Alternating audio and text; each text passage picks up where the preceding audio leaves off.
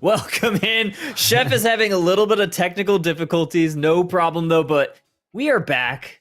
Unite Battle Hub Fight Night number 2. And what Chef was saying is we're only 4 days away from the Unite Championship Series AOS Cup qualifiers this weekend. It's fastly approaching, and these teams are getting ready. These teams are ready for some battles, and Caleb, we'll go over to you before we get to make sure Chef's mic is on.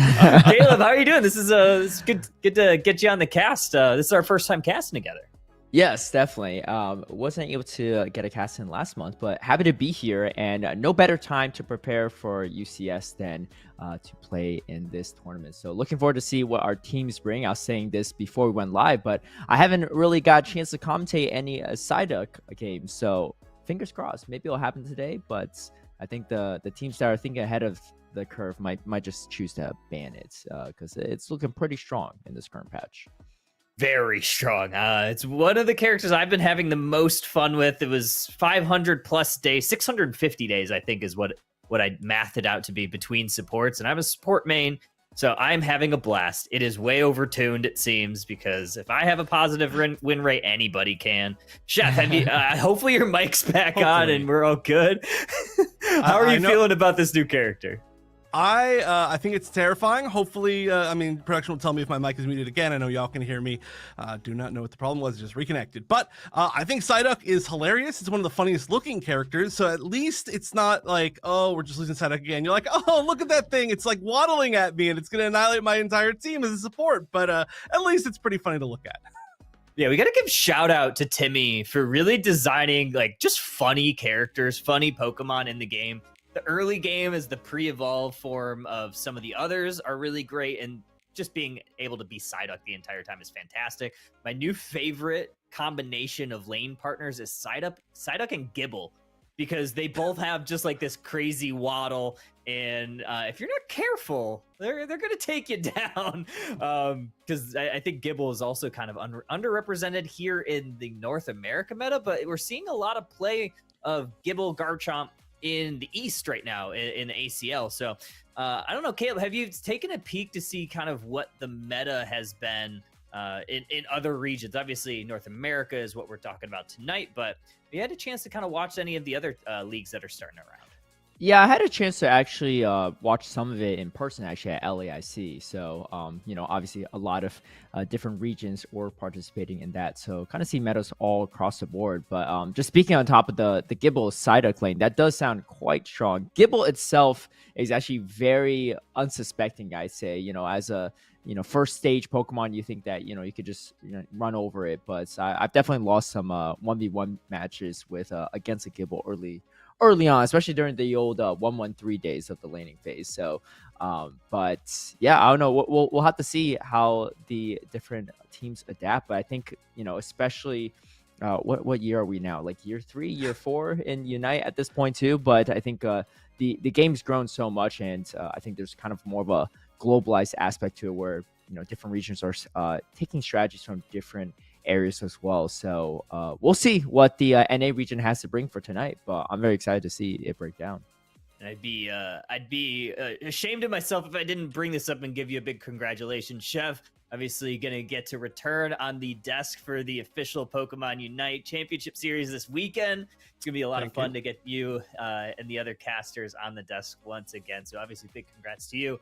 Anything that you're seeing currently, anything that you're super excited for over the next, obviously today, any Pokemon that are big standouts that you think that we'll get to see tonight? Ooh, there's honestly a really wide meta right now. I've been seeing a lot of, especially kind of what Draco's been doing as far as the NA leagues, and which we hear your voice on every single time in the intro video. But I think that, first of all, like the teams are amazing right now. In North America, I'm so excited with what we're going to get this season.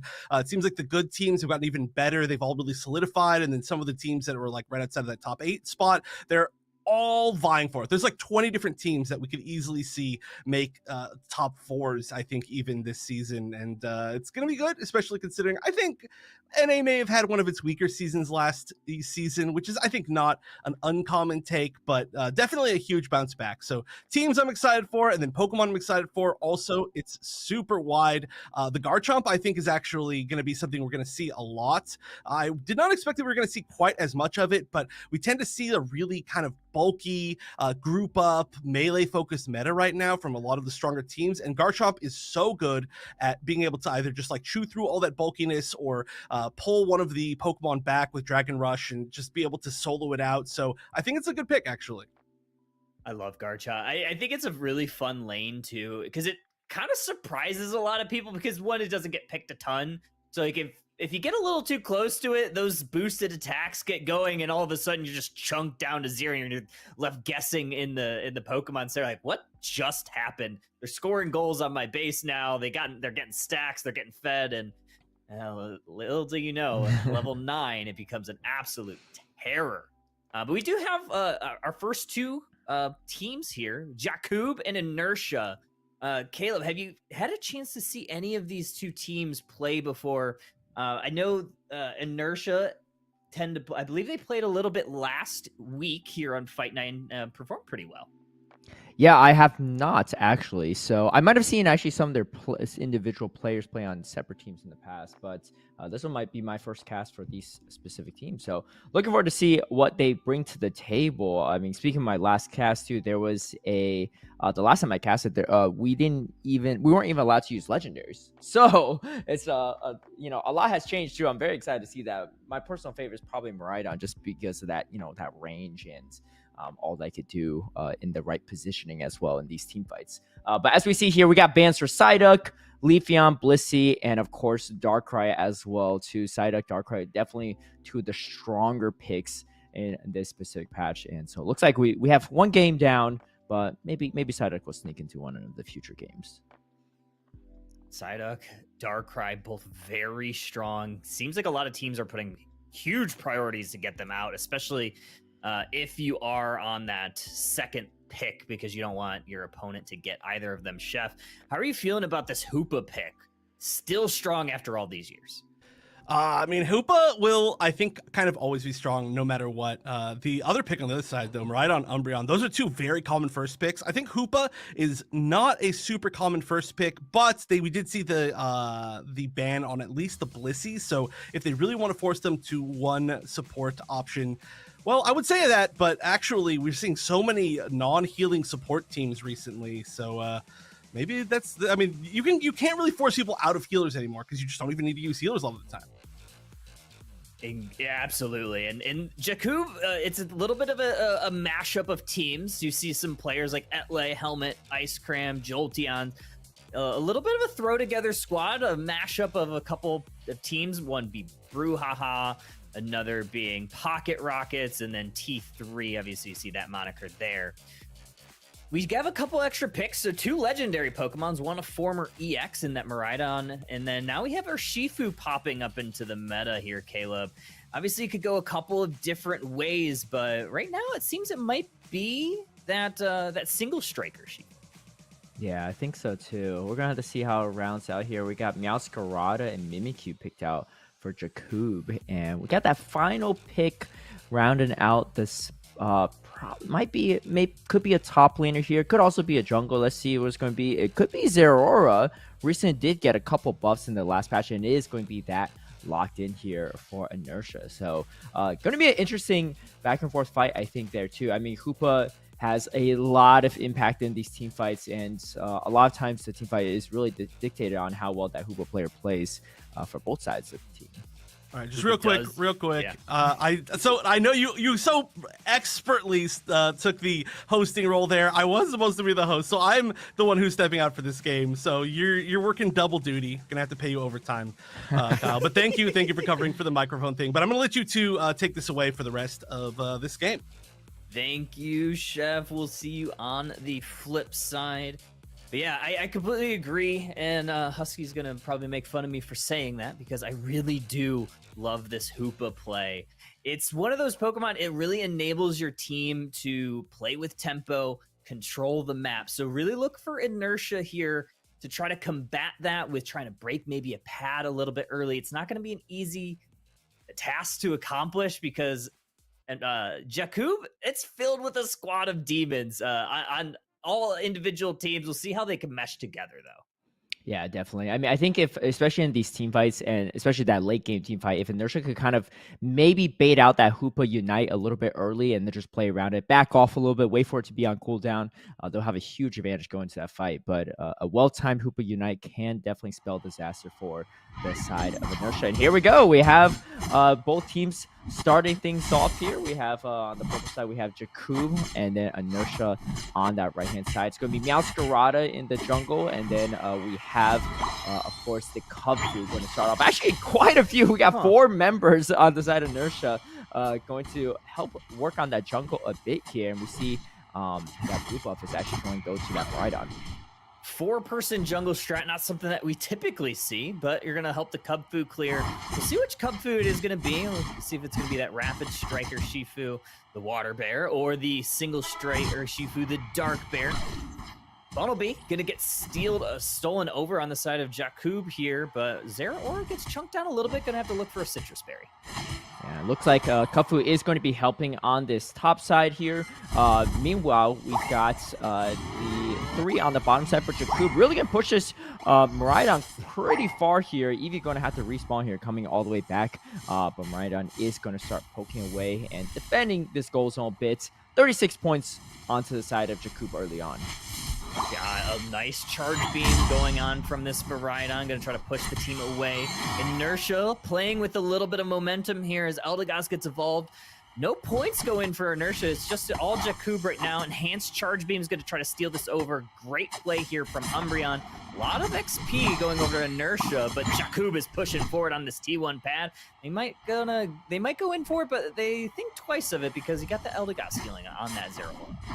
It looks like all the Pokemon are involved on both sides here. A fight is going to take place, but the reset from the Hoopa is going to get the Mimikyu back to safety. Meanwhile, we got a lot of poke on the side of Inertia too. Just Miraidon able to just kind of play safe, right? Even if the ganks are mostly heading towards that bot lane, Miraidon able to just kind of get the levels they need and get the farm. And here we go. Big fight in the middle pad.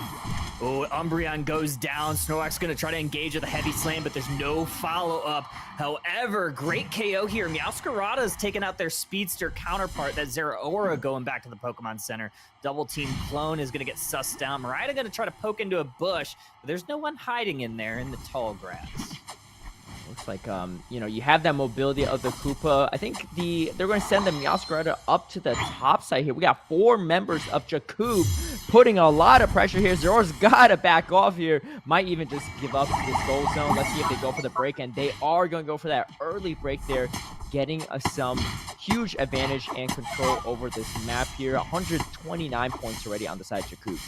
That's what I'm worried about if I'm Inertia. You don't want this to start snowballing. 129-0. You need to look to try to push a pad because if Jakub is able to get additional map pressure off of their side and put some onto Inertia, it's going to be a long day for this team with this Hoopa just running amok in the Theosky Ruins. We do have a little bit of engage here. Thunder coming in from the Miraidon. Heavy Slam is going to engage. Here comes the Floral Flourish. Just like that, 3 members go down for an Inertia. Jakub is pushing on this T1. Double KO for this Meowscarada, and they are going to go ahead and break this. However, Inertia takes the Regieleki in the top pack. Yeah, we're going to have Zeraora was on that top side the entire time. So the moment they picked off that Miraidon, a lot of the damage from Inertia is gone. But we're going to get 30 points here on the top side. Zeraora trying to do a little bit extra there, but not able to get any value in that fight.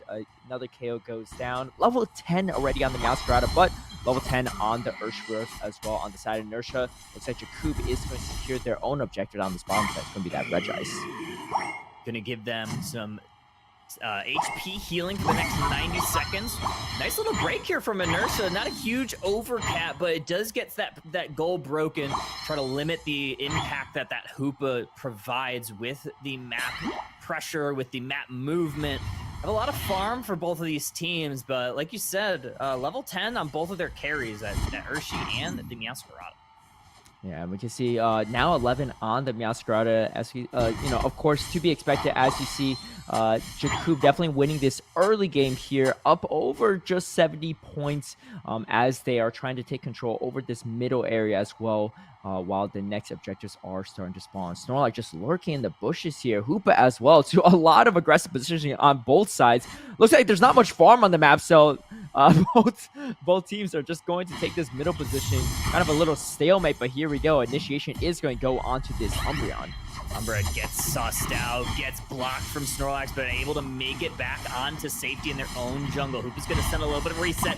Ebon Fist from the Urshifu, but they get sussed out by a heavy slam by Snorlax. Here comes another block from Snorlax, going to try to push Urshifu into danger, but that doesn't quite work. Zero Aura unites move, but only KO that's been found so far is this Espeon. Hoop is going to try to send another Pokemon back to reset. Espeon goes down in the fray. Meowscarada goes down in the fray now. This fight continues onward. Mimikyu's going to play rough, but that's combated by a nice Cotton Cloud crash from Eldegoss. Another engage from Snorlax. This fight has kind of hit in a stalemate, Caleb.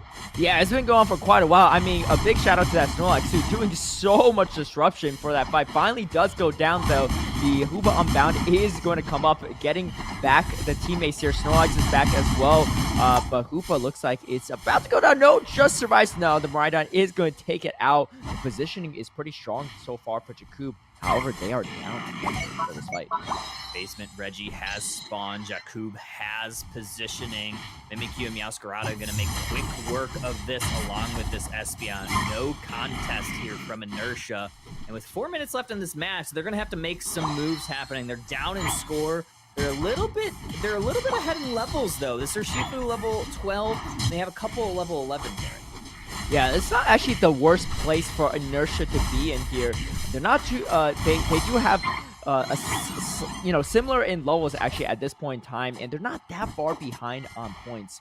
Looks like they're only short 1 goal zone as well too. So as long as they can just kind of maintain some type of evenness with Jakub, they can have a chance here in this final fight.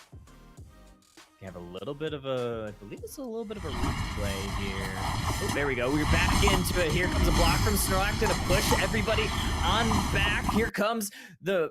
Oh, wait. Do we have a... I think we might be having a little bit of technical issues here, but I think we're trying to get back into this fight at the 3-minute mark, and Inertia is pushing on forward. Snorlax going to try to block on forward. The path is made. Inertia's going to get some dunks in here. Yeah, Snorlax trying to do everything for the team, but not quite. Zeraora is going to go down, as well as Miraidon and the cleanup side from Jolteon. But Inertia is more points now on the board than Jakub, so definitely worthwhile for them to be in striking range for this final fight. And it looks like levels are getting to where they want to be. Level 13 on the Urshifu and the Zeraora definitely going to be good for this final team fight. Looks like the level advantage is actually on Inertia. Getting that Miraidon up to 13 would definitely be huge for this final fight, as well as we see about 20 seconds to go before Rayquaza is going to spawn. A little bit of a point lead as well. Not quite known for certain, because they'll just know that it is a close battle once that 2-minute mark clicks on in. Inertia, though, they're getting set up in this Ray Pit. Jakub, they might be a little bit late to this party because Inertia's already in position. Yeah, it looks like Unite moves are mostly up for all members except for the Espeon and Snorlax. Snorlax Unite move is coming up. Initiation going to go through. Maybe just a little bit of, disruption there, but they are trying to get aggressive position here, pushing Inertia into this bottom right corner. Looks like Eldegoss Unite is going to go through there early on. Gonna heal up the team.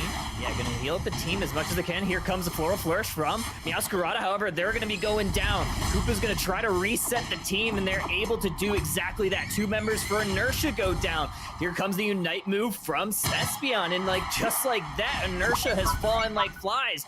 Objects that are stopped will remain stopped, and Inertia, they're going to go back packing, but here comes Hoopa. Going to bring in the Rings Unbound. Zeraora going down. It's just this Eldegoss to try to hope and prayer. Rayquaza already chipped down to half. Jakub looking for a secure. We're going to get it. It is Espeon, and Jakub's going to need to get some scores in.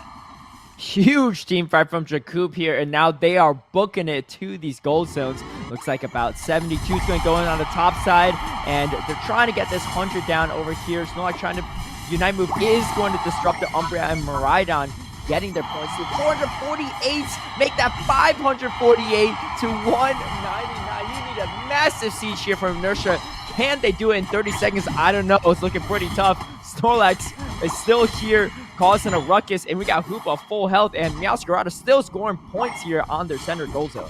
It's going to be a very tall task for Inertia to get all the way over, especially with 2 members down. It's looking like it's going to be a game 1 victory for Jakub. They're down levels. It seemed like there's some really great Hoopa portal resets to kind of keep the team healthy there. Just when you thought Inertia was going to get some KOs, very clutch plays there by their support team. Definitely. I mean, Jakub closing it out there in those final 2 minutes. It looked, pretty even going into that Rayquaza fight, but Jakub really finding that angle in that bottom right bush area to just poke him out, and then, Meowscarada just doing a ton of damage, and the rest of the team following up Snorlax, Mimikyu, and, I mean, they had the Hoopa Unite still for the second half of the fight, right? And it was just to take out this Aurora, and in that final few seconds right before Rayquaza went down, it was just an Eldegoss trying to save the day, and, that's the one Pokemon you're happy to see there if you're Team Jakub. Game MVP for Jakub is going to be Jolteon's on that Espeon. 8 KOs, 6 assists, but the thing that I'm looking at the most is Ice Crab. I mean, we talked about it, right? 14 assists on that Hoopa. They were able to hold on to that Unite move, like you said. They were able to get, I think it was like 2 or 3 KOs as a team in that first little bit of that Unite engage in Inertia's central area, and Hoopa didn't have to unite, so that's actually pretty massive for when the rest of them came back to life. You saw the Unite move popped, and Jakub was able to finish that Rayquaza like they needed to. Yeah, definitely. I mean, on the backs of Parasite doing all that damage on the Meowscarada in the fight, and then the support from Ice Cream and Helmet Swag, like they really close out that team fight. I mean, you didn't even need the Mimikyu and Espeon for much of that, but they just went to work on the Rayquaza, and kind of a back and forth throughout that game, but Jakub really being the stronger team in those final 2 minutes. Yeah, very unfortunate for Inertia there.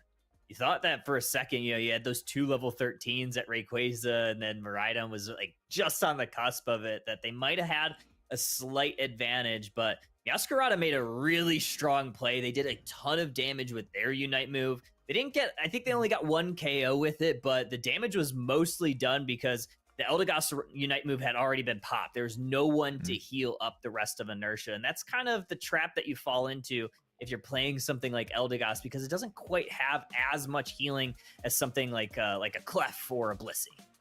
Definitely. And especially if you catch the Miraidon right in the right position, it's going to do a lot of damage from afar, but if you're able to stun it up, get the damage on top of it, that's a lot of damage from Inertia just gone right there in that fight. So Jakub definitely have a very strong dive strategy in that first game here. How does Inertia adapt to this strategy in game number 2? You have to have something that can kind of counter some of the speedster play, because Miraidon, obviously a very strong pick right now. A lot of teams are pivoting to it, but the one thing that Charge Beam Miraidon does struggle against is speedster. So you saw how much value that Meowscarada was getting, able to penetrate through that front line of that Umbreon and the Eldegoss, and really get on top of Miraidon, and they weren't really quite able to provide the value that they needed. So you could either try building a little bit more bulky around the Miraidon, or maybe find something to combat that speedster pick. Yeah, definitely. I mean, and maybe even a different healer might be an option too, right? Having that Bliss Assistance to keep the Miraidon alive a little bit longer might be an option. Eldegoss, once you kind of throw down your heal, it's you don't provide nearly as much support after that though. But the big factor is, Inertia was able to win that big team fight right before Rayquaza, and that was really because of their expert positioning on the side of Inertia, and they were able to get all that damage out from Miraidon and the Aurora and everything like that. So we're gonna have to see if they make the adjustment or not, or if they go with the Miraidon again in game number 2. I think it's definitely not the reason why they lost by any means. It's definitely a very solid strategy, but maybe just some late game execution is what they need to tune up a bit. Yeah, that and one of the players that they are missing for their game or their set number one is Squirtle's Den, a player that is very strong. I've had the pleasure of playing with, knows the macro very well. So maybe they're just missing that final piece of the puzzle. Plays a lot of different characters, so excited to see what they'll be able to do. Hopefully, they could get a win before he gets in. We could get to a game 3. But yeah, I do like the idea of picking a different support here, but I think if I'm not mistaken, I think Blissey was banned in that first round. That's maybe. right. Yeah, it was. Yes. Yeah. Yeah. So, and I think it was actually banned by Jakub as well too. On top of that, so they banned out that Leafeon as well. But yeah, this is going to be a best of 3. So teams, I believe, will probably be switching sides as they are starting to get ready for the next game. Alrighty, yeah, we're gonna go to a quick little break here. Just got word from production. I think we're gonna try to solve some of the sound stuff before we get into another break. So don't go anywhere, folks. We'll be right back here in just a second.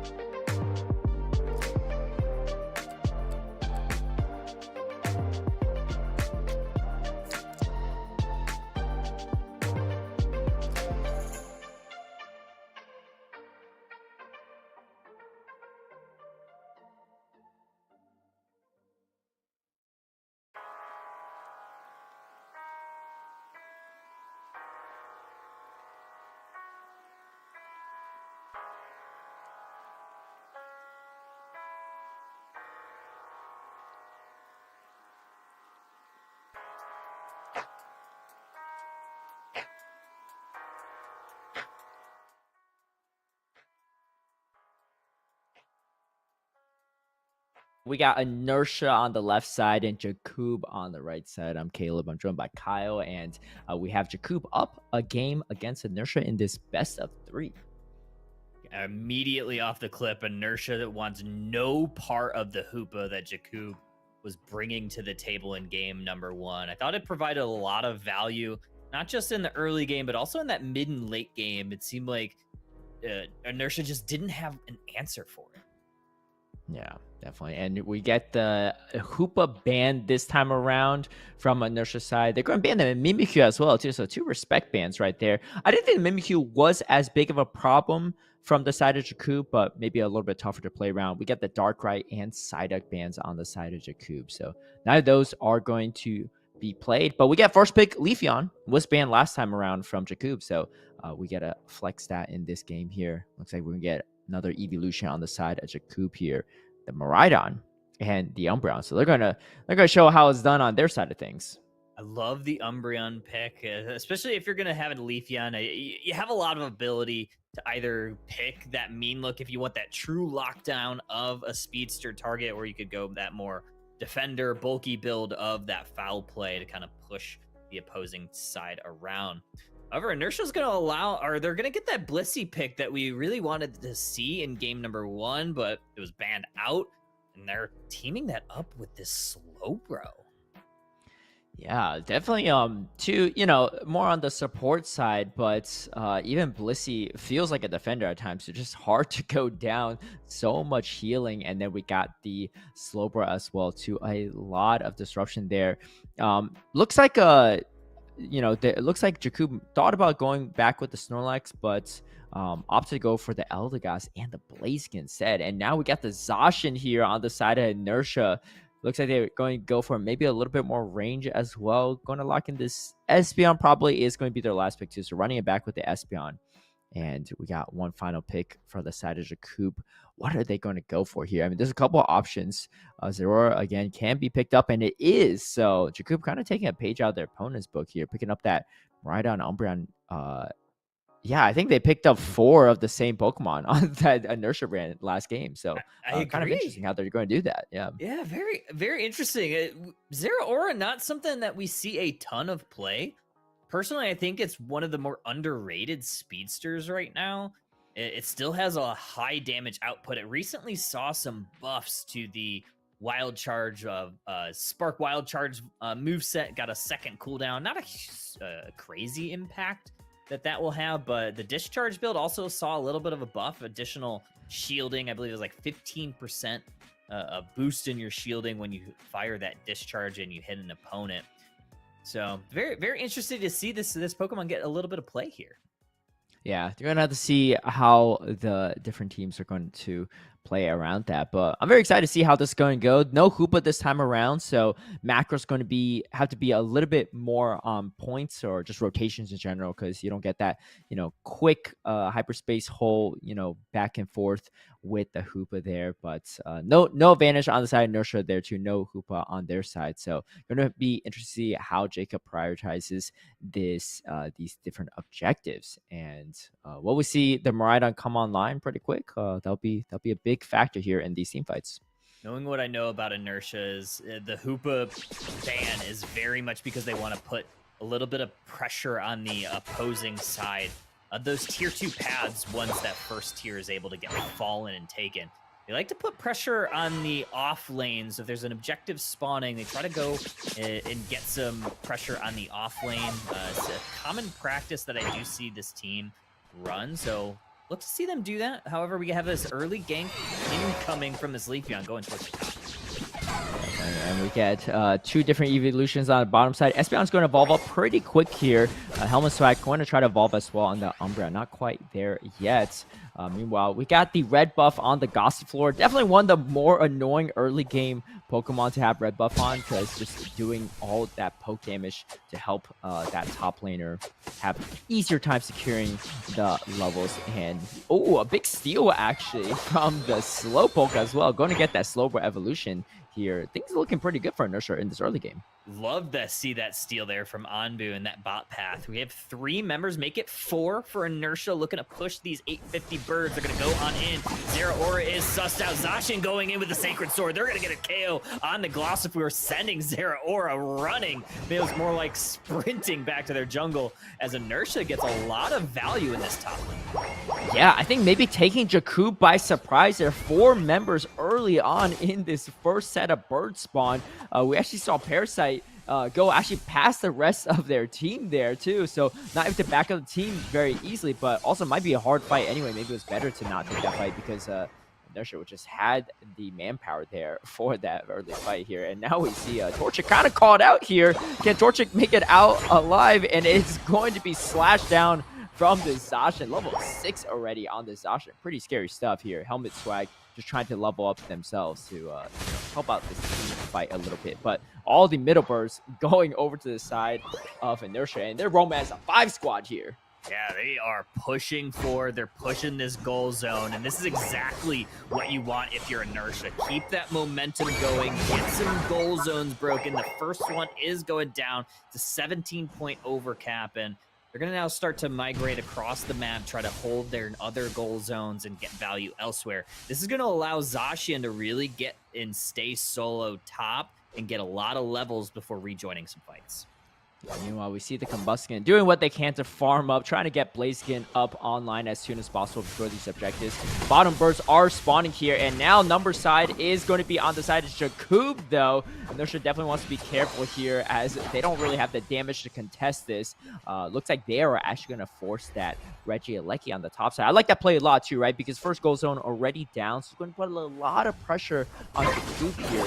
They're going to contest the bottom Reggie, but the thing is, if they are there in that bottom side a little too long, that could definitely spell disaster here. We can see Helmet Swag already trying to go onto that top side here. Blaziken as well going to help out to hold off this offense. But if this Regieleki crash onto that tier 2 goal zone, it could be a bad time. Looks like instead, Inertia are going to actually invade the jungle on the side of Jakub. I love this play. He's going to put some pressure on the others to maybe try to push down this goal zone.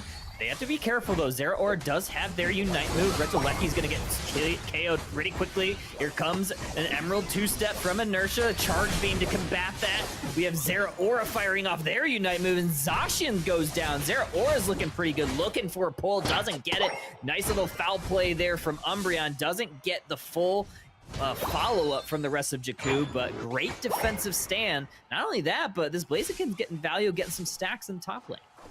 Yeah, great defense on the side of Jakub there. I thought that was actually going to be a pretty one-sided fight for Inertia, but Jakub finding a way around it. Inertia just roaming around 5 members at a time. Now that it looks like they are going to split up to clean up some of this farm on the map. But meanwhile, the fights do not stop here on the bottom side as looks like Slowbro and Espeon trying to just contest some of these birds.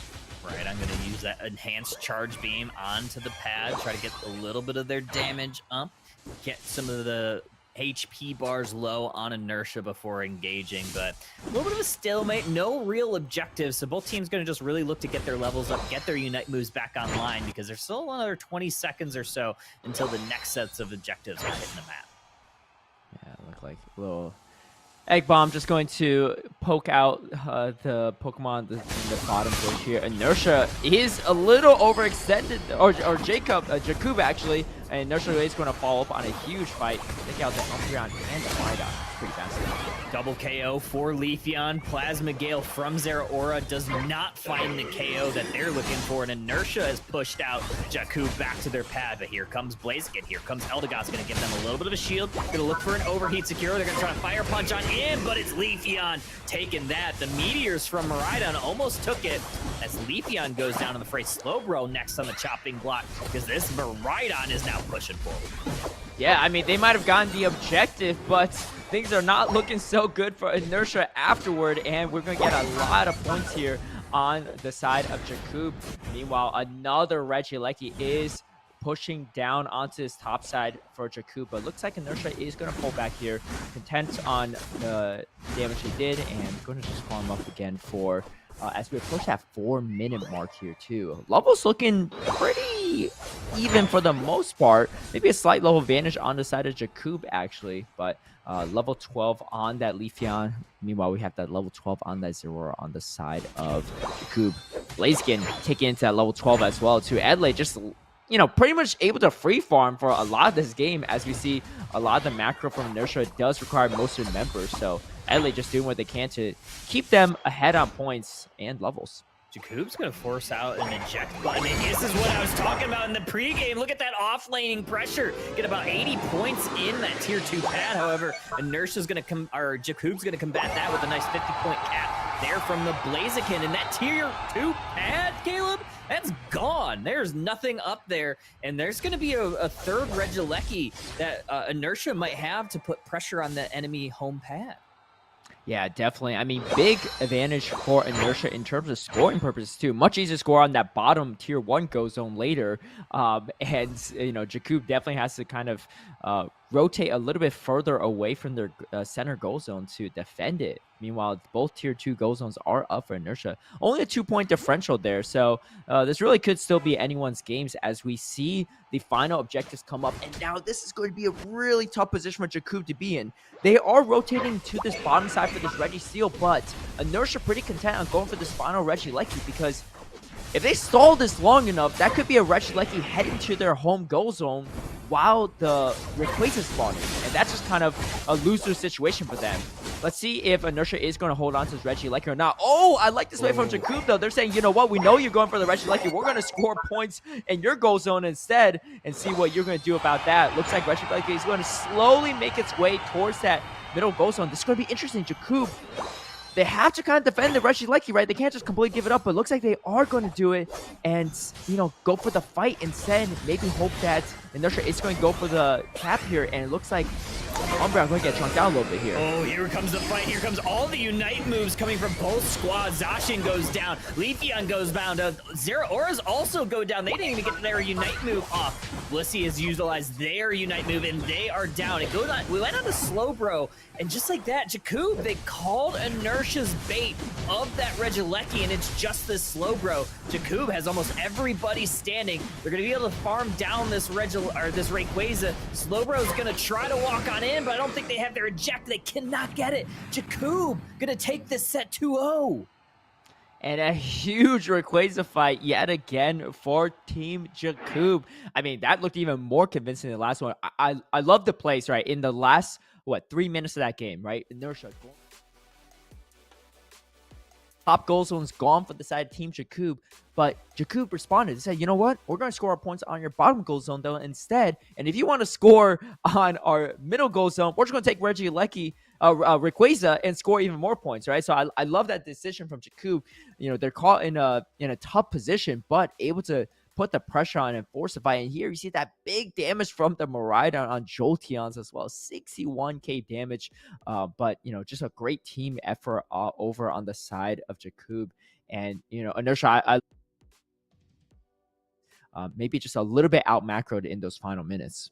Jakub, I really do think that they just called Inertia's bluff. Inertia was acting like they were going to try to maybe push that in that home pad and just score. But Jakub, I love, like you said, I love the play of just pushing their the bottom T2. They had some time. They knew that they could get that and still make it to the Rayquaza pit in time, and that's exactly what they did. And they just forced the fight. They knew that they had to take it. It was either now or never, try to catch somebody off guard, and that's exactly what they were able to do in that moment. And just really great macro, great awareness from a very experienced squad. Although they play on some different teams, they look pretty cohesive. Yeah, definitely. I mean, and big props to Inertia as well, too. I love what they were trying to do throughout that game. But it looked like Jakub just read it really well and knew exactly what they're going for and said, you know what, we're not going to play your game. We're going to play it how we want to. We're going to get the bottom Reggie objectives. We're going to counter score as well. We're not going to let you get too far ahead on points and make the game kind of impossible to come back from. And executing those final team fights fantastically as well, too. It looked a little precarious for Jakub at first because Umbreon was definitely called out on Helmet Swag, but able to stay alive there, get to the team, and then just, the rest of the damage just followed up. It's a lot of damage. A lot of damage. You got Zero Aura, you have Blaziken and Miraidon just chunking you from afar. So looking pretty good here in game number 1. This might be the team to watch for the rest of the night because they looked pretty strong. And like I said, there's a lot of players on a lot of different teams, but some of the best players on those teams. I'm excited to see what they're able to do the rest of the night. Maybe, they're going to be taking home the title here for Fight Night number 2 for NA. Yeah, definitely. And, again, they pretty much stole the team composition from inertia right there. Took out 4 of the Pokemon to say, hey, you know what? We're not gonna put too much work into this team composition. We're just gonna take what you have and just make it look better. And that's exactly what they did. Anything you can do, I could do better and get the dub, get the 2-0 sweep. Yeah, looking pretty strong. I'll be interested to see what teams that we follow and kind of where those go. Again, like this is the last tournament here for North America until or before AOS Cup this weekend. So a lot of teams are going to be really paying attention to how the meta is shaking up, what's working, what's not. But what is working is we worked a lot this last shift. So we're going to take a quick little break. And on the other side, we're going to bring some more games here. North America Fight Night number 2 here on Unite Battle Hub. Stay tuned. We'll be right back.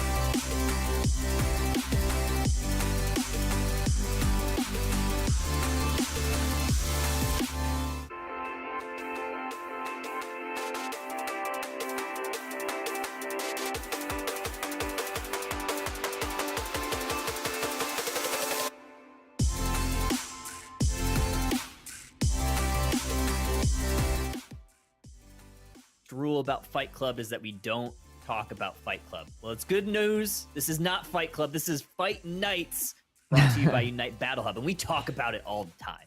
Back again. We have another set on deck. It's going to be Zoltrak versus War Legion.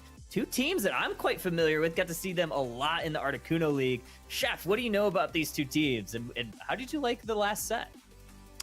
The last set was great. The last set was a really cool mix of teams that had good players from other teams, and I wasn't exactly sure who was going to show up for which one before the match, but I'm really looking forward to that, especially Jacob, I forgot the team that was Bruhaha and has like Jolteons and stuff. They're looking really cool. I would be surprised if we didn't see them later, but this one as well, like you said, we've seen these teams a lot. They are grassroots monsters that have entered a lot. I just got a chance to cast War Legion doing an exhibition match over on Draco's stream 2 days ago, I want to say, and they're a great team. I'm really looking forward to them. I really like watching Toonti play. Demon from Puerto Rico, just a great player, great jungler, great top player. Like I don't think there's anything he can't do. So I'm excited to see what he does. I'm a little sad that I'm not getting to cast them. I've seen them a ton in Articuno League, so they kind of play like you said, in a lot of grassroots tournaments. Caleb, we saw the last set between Jakub and Inertia. What are you thinking about the meta in its current state? How are you feeling about these? Obviously, we haven't gotten to see Psyduck and Darkrai, but both teams, even though they flipped those sides, they both stayed true, both banned Darkrai and Psyduck. Yeah, definitely. I mean, I think, obviously, if the Psyduck and Darkrai don't really make an appearance, I think the meta looks pretty well defined, I'd say. Miraidon definitely a heavy hitter, but in the right situations, you could definitely neutralize it, like we saw in that first game with some speedsters and stuff. But looks like the all-rounders are still looking pretty strong as well too, right? Urshifu, Blaziken, and of course we got those tanks. So we haven't seen any Garchomp yet, but I got my fingers crossed. Maybe we can see it. I want it. I want it so bad. I just want to see Garchomp. But one thing we did see, both teams picked it in one game, is that Zeraora Chef. We saw some buffs to it recently. Do you think that Zeraora is the real deal? Do you think we'll see it this weekend? I do, in fact, think Zeraora is the real deal, but I think it's still a really niche Pokemon. Or I should say it's in a niche position where it's not like you're just going to pick Zeraora every single time unless you're... oh my god, why am I blanking on the team name? Dodrios. But yeah, you're not gonna play Zera every single time. You are gonna be able to find some really good AoE damage though. And like I said before, everybody's grouping up right now, and that's a really big deal for some of these basically a lot of different Pokemon that we see a little bit less, but can do a big chunk of damage around themselves. Makes me wonder if teams are gonna pivot to more of that Zeraora play. If maybe we start to see a little bit of a resurgence of Clefable. We saw a ton of it early on in the dive meta because of gravity. Maybe that's something that maybe returns to the fray, but it seems like after it received to its healing, we just kind of saw it shut down. But here we go. We have the draft already on. War Legion going to be on your left side. Zoltrak going to be on the right side. First bans are going to come out here in just a second, but Zoltrak does have Pirate King, a notable Greninja main. So we'll see if they're going to be able to pick it. But first bans are coming on the table. It's Mimikyu for War Legion, and Zoltrak, they're going to stay true. No Psyduck, Caleb. No Psyduck. Maybe you get a Darkrai ban as well incoming soon, but I think that Greninja might have a good chance of sneaking through here, especially because War Legion looks like they are going to ban out the Umbreon, and Zoltrak doesn't want Darkrai on the other side too. War Legion is going to have that first pick, so going to ban out those two picks as we expected here, and going to first pick that Blissey. Very strong support. I love Blissey on the first pick. I think right now it's probably outside of Psyduck. But we don't see Psyduck. I think it's probably the best support in the game right now, especially like we've been talking about, that heavy dive meta. It's really good. You could throw that Bliss assist onto it, but Zoltrak's going to combat that themselves. They're going to grab Inteleon along with their tank. It is a Snorlax Chef. Weird. Interesting. Not the Snorlax pick. I think Snorlax is great right now. The Inteleon as a quote-unquote first pick as second player's side is very, very interesting. I mean, I do think Inteleon is strong, but to really highly prioritize it is very unusual. Also, highly prioritizing the Snorlax, I think, is relatively unusual. There is one defender banned, but still, interesting draft strategy from Zoltrak. Yeah, it's not the standard what you'd expect. Inteleon is very strong, but just as a first pick, I definitely question that. But we're going to trust Zoltrak has a plan here. Mew is also seeing a lot of play recently. We're seeing a lot of teams put the XP share on it. Along with more of a brawler type defender. Maybe we'll see the tree. However, Zoltrak, they're going to go with the mascot. They're picking Pikachu along with the box legendary of Zacian, Caleb. Yeah, and we actually do get the Garchomp now too, picked along with the Trevenant. So going to be pretty interesting. I mean, that Trevenant Garchomp combination's very annoying to play into sometimes. You're just getting shoved around back and forth as well. Really, you're going to have to see if Inteleon can find the right positioning. We see Zoltrak Rounding it out with the Urshifu, I like that as well too. You can kind of brawl with that Garchomp, just go, close in the close combat range with Trevenant as well, and just kind of punch your way through. So we're gonna have to really see if this Inteleon can get the spacing it needs to dish out the damage, but has a pretty strong front line with that Snorlax, Zacian, and Urshifu combination. Yeah, we're gonna go hand fist to claw. What I don't know, a drag. Either way, we're gonna hand this off. I'm gonna see myself out, and Caleb and Chef, you're in good hands. Chef, go ahead and take it away, friends. Thank you very much. Yeah, this is a really cool comp. War Legion Esports in particular, they have 3 different Pokemon. Assuming that they do go kind of what I expect from the support build out of Trevenant, they've got a 3 Pokemon option to drag or push people, whether it's going to be the Blaziken from the Blaziken, or Dragon Rush from Garchomp, or Horn Leech from the Trevenant.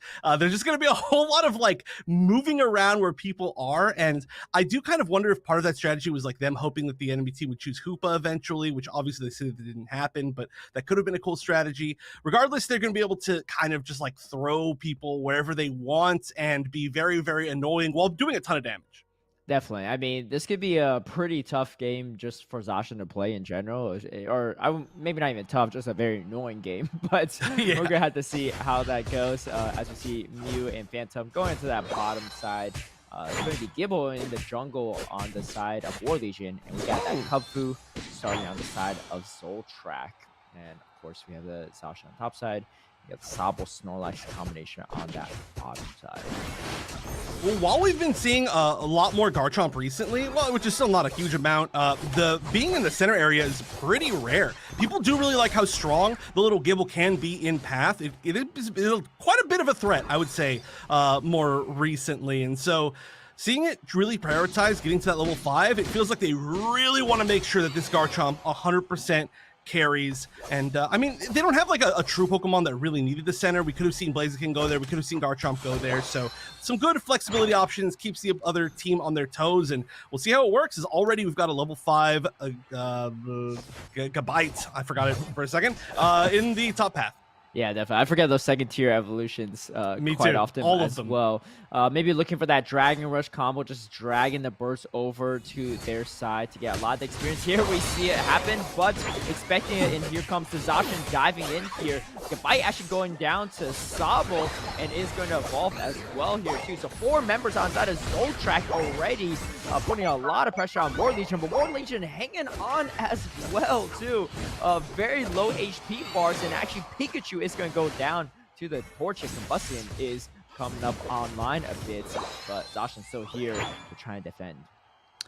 Yeah, that was a really high priority put on that top path from Zoltrak. That's something that we've been seeing a lot of teams do recently, is decide to kind of stack 4 and usually leave just like maybe just the 1 defender bottom, which is basically what we saw right there. But unfortunately, War Legion Esports I think got there a little bit slow to have the support from the Mew, and the Torchic was still a Torchic, so they just weren't able to really get everything that they wanted to get going.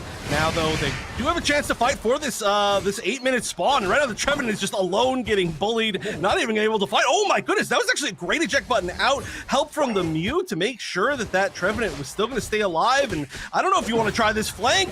Chunti, unfortunately, getting KO'd, getting a little bit too close to this giant mass of members of Zoltrak, who are now going to be trying to push down onto this TL2 go zone with a heavy slam, eject button. It's all going quite well, but a huge wood hammer is going to take them all really low. I think Urshifu's going to be able to escape just barely, but a great defense from War Legion Esports. Yeah, these wood hammers have been on point too. 4-man stuns. I think it was a 3 Pokemon stun in that middle fight as well. Just really getting the team back to safety and helping defend that goal zone. Goal zone is still going to be up, and looks like that Blaziken is just going to free score on that top side, getting those stacks up as fast as possible as the objectives are starting to come up here. And you see Zacian actually pretty aggressively forward here too. I mean, they have the positioning, but the Trevenant does not go down easy, and Zacian is going to go down 1 for 1 right there, but a lot of damage gone on the side of Zoltrak. Let's see if War Legion can secure this or not. No, Urshifu is going to secure this, and Mew Unite is going to come through as the fight continues here on this bottom side. It's just going to keep going. Right now, there's some shots going in, almost a 1v1. The Mew's going to help out, and so that's going to be a big win right there for Legion Esports. They definitely have the big advantage as far as who got the most EXP in those fights. Despite the fact that they did lose the big objective gun on bottom, the Basement Reggie, they got a lot of very important KOs, and you can see that they're slightly ahead on levels, 2 level 9s. Being able to push down this tier 1 goal zone would also be a huge, gigantic win, which it does look like they're going to be able to do. However, 2 members are rotating down. Snorlax should be able to stop some sort of points. Oh, missed actually the slam. Maybe a commitment right there would have been able to score that 40 points, but 4v1, I'm sorry, on this bottom goal zone is not going to be a good situation for poor Max. Yeah, it looks like just going to help up the damage stats on the side of that Garchomp. Meanwhile, we're trying to maximize the points here on the overdunk on the side of Zoltrak. They're still down about 50 points, though, on their side, as we see a lot of points being scored for War Legion on that bottom side. This Garchomp's starting to look pretty scary at this point. You know, almost level 11 here, too. First to hit level 11 as well. And with the Blissey just keeping that HP bar very, very healthy, this could definitely be a menace in the coming minutes. I think that Zoltrak needed to push for a stronger early advantage, and even though they did get an early advantage, the fact that they're behind now about halfway through the game is tough because, of course, Garchomp, one of the best scaling Pokemon in the game. Blaziken needed to kind of be shut down a little bit more before it got online. Both of them really leading the game as far as experience, and it's 2 Pokemon that are going to be so tough for the enemy team to deal with, especially at the same time. And then whichever one you do try to deal with, you get exactly that, the Blizz Assistance on it, and now there's this huge Unite coming out from Garchomp. That's going to be maybe even another K on the Zacian. Try to pull it back. Didn't get to. Maybe the agility managed to stop that. But regardless, this is War Legion Esports just dominating these fights with all of this chunky melee damage that they have. And Zacian can kind of fight back, but it just goes down so fast, exactly like that. Things are starting to look tough for Zoltrak. They've got to coordinate their fights a little bit more. And hey, they're at least going to be able to get that huge pick. Yeah, that's a massive pick as well. So, I mean, you know Garchomp just loves to brawl there, but finally able to pick it off there. That's a lot of catch-up experience as well, because already level 12 on the side of War Legion. They're 80 points ahead of Zoltrak. But Zoltrak trying to even up the levels a bit here. Urshifu level 12, but the Zacian, Inteleon definitely needs a little bit more levels, especially that Inteleon as well there too. Just needs to output a bit more damage in these fights. But the snipe shots are going to be thrown out here, just slowly poking away here.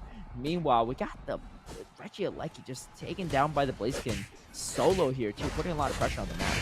Yeah, that's going to be really, really nice. Again, though, the secure going through from that single strike Urshifu. And that's something that we got to talk about before we get to the end of the game here, is how strong the secure is on both sides. I mean, we have the snipe shot. We've got, of course, the wicked blow from the Urshifu, which is maybe the best in the game. But the overheat on the other side, and then the ability to kind of stop, like, I don't know, like CC people away from being able to do their secure from the Trevenant. Plus, then, of course, just the Mew being able to secure from a little bit further away than most of the other options in the game, except for Inteleon. There's just like a lot of options. So if this comes down to a flip, it's going to be a very dangerous flip for both sides. And at this point, Zoltrak may need to kind of try and force that. They do have a ton of secure because they're behind by still quite a bit. But these KOs starting to even up the experience as we're hitting 13s across the board.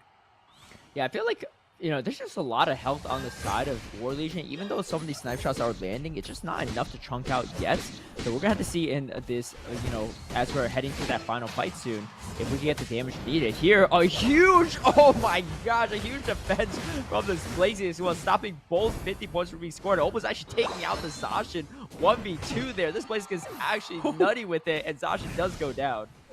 Great usage of the instant overheat right there, by the way. You never see the overheat not charged at all, but it was just barely at the tip of the hitbox on that tail. So great way to get a KO. Perfect timing right before this final stretch.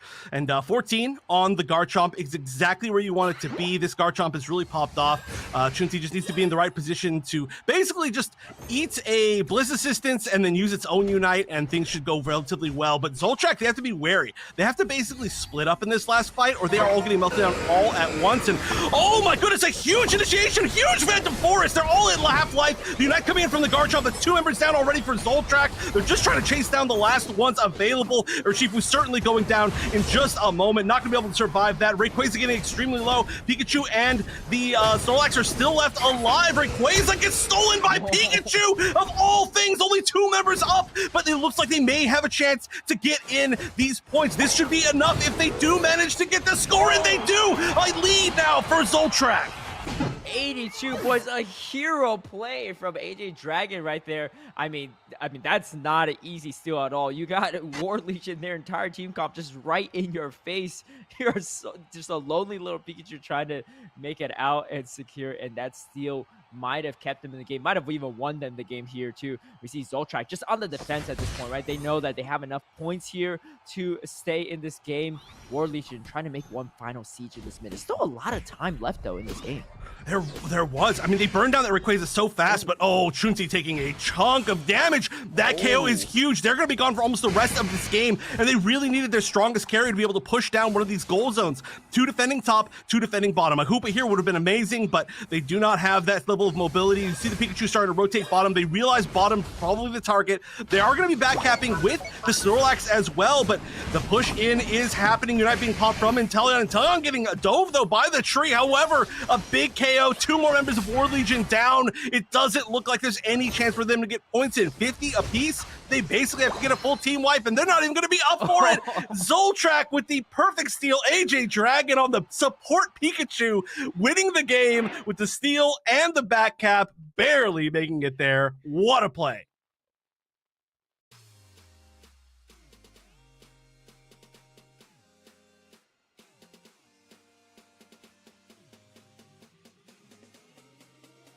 The lead. I mean, and, you know, you get the Unite charge back up a little bit too, able to Unite back when AJ respawned as well on that bottom side defense. I mean, the game looked like it was completely in War Legion's clutches, but that final second in that Rayquaza fight, AJ was able to clutch there too, and 66k damage as well to boot on top of that. I mean, just from Zoltrak in those final moments and just recognizing, you know what, don't get greedy with it. We just need to defend our goal zones and we'll be okay. And I mean, you know, that looked like War Legion's game to win, but just slipped out their hands in those final seconds. Yeah, War Legion, they played amazingly. They took that final team fight so incredibly well. That is a really rare way to see an initiation from a Trevenant, which is just knowing where a team is in tall grass and then doing a huge Phantom Forest, the big Unite move.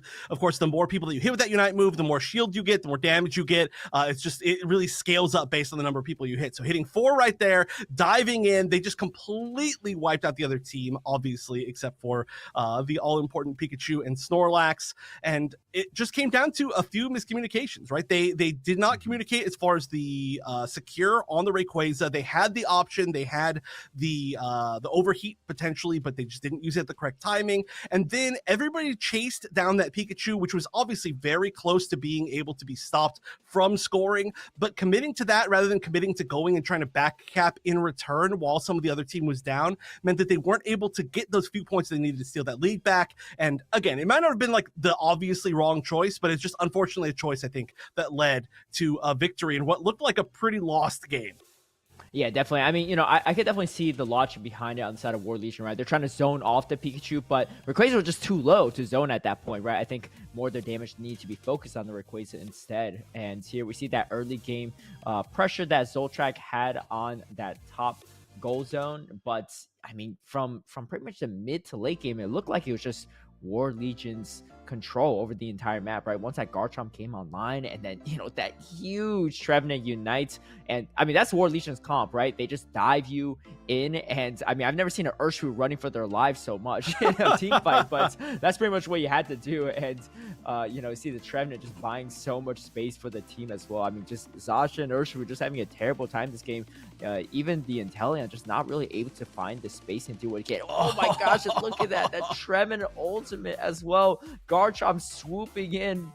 You got Blaziken there as well. I mean, Mew doesn't even really do anything at this point in time. Just, you know, flying there, trying to help out the teammates how they can. And Urshifu not able to get away from this as well. Try and do as much damage as he can, but we gotta see this steal, right? This is AJ's time to shine here. We got Snorlax as well doing some disruption as well, and you see Garchomp trying to chase down just barely, and you see the Rayquaza shield as well too, giving the health that's giving the shield that AJ needs to pull off this huge dunk here too. I didn't think it was going to happen. I mean, you got so much damage coming in as well. Ovi about to come through, but 82 points here, and that's all they needed.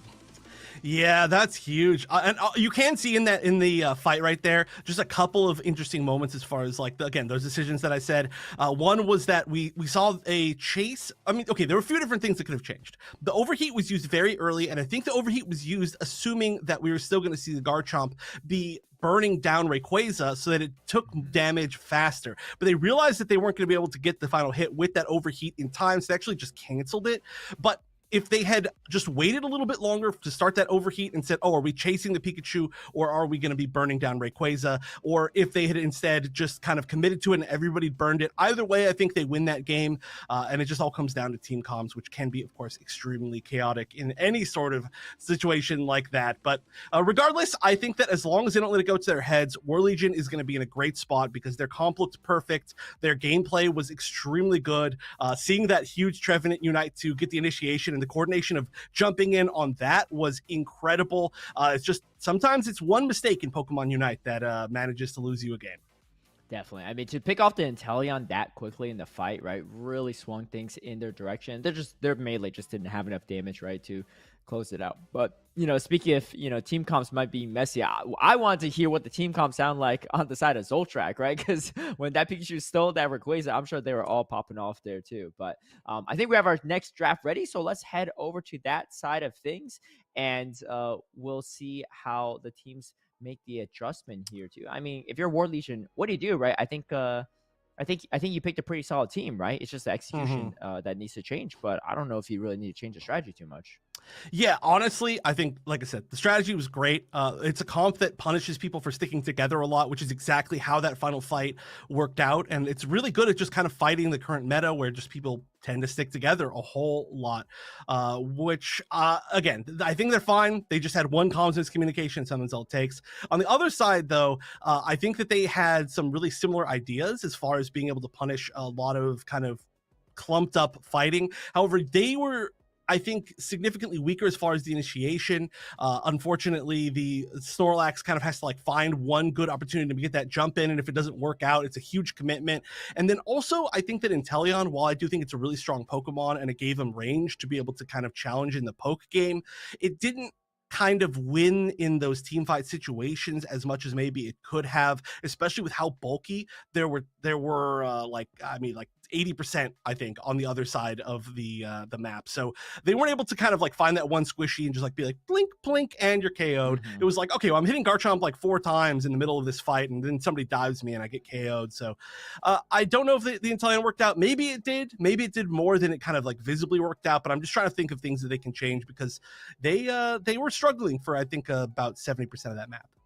Yeah, I wonder if maybe a liquidation moveset might have been a little bit more reliable for them to just constantly just outputting some of that damage because, like you said, there wasn't really anything to really kind of one-shot snipe down very easily, maybe outside the Mew, right, for the side of War Legion. But yeah, we'll have to see how that goes. No Miraidon in that first game from either side. No Miraidon ban as well, too. Maybe the players aren't as comfortable on Miraidon or just didn't really fit their team composition, but might see appearance in game number 2. Yeah, very much could. Especially too, one thing that I have seen work out pretty well that I think a lot of teams are maybe using a little bit less than they were a couple weeks ago is the support Miraidon.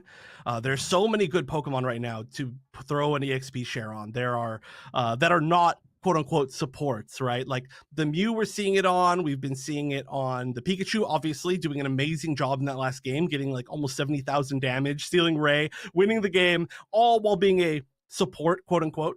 But Miraidon does the exact same thing. You know, it has a ton of range. It's popping off early in path, so you can really just support whoever you want to.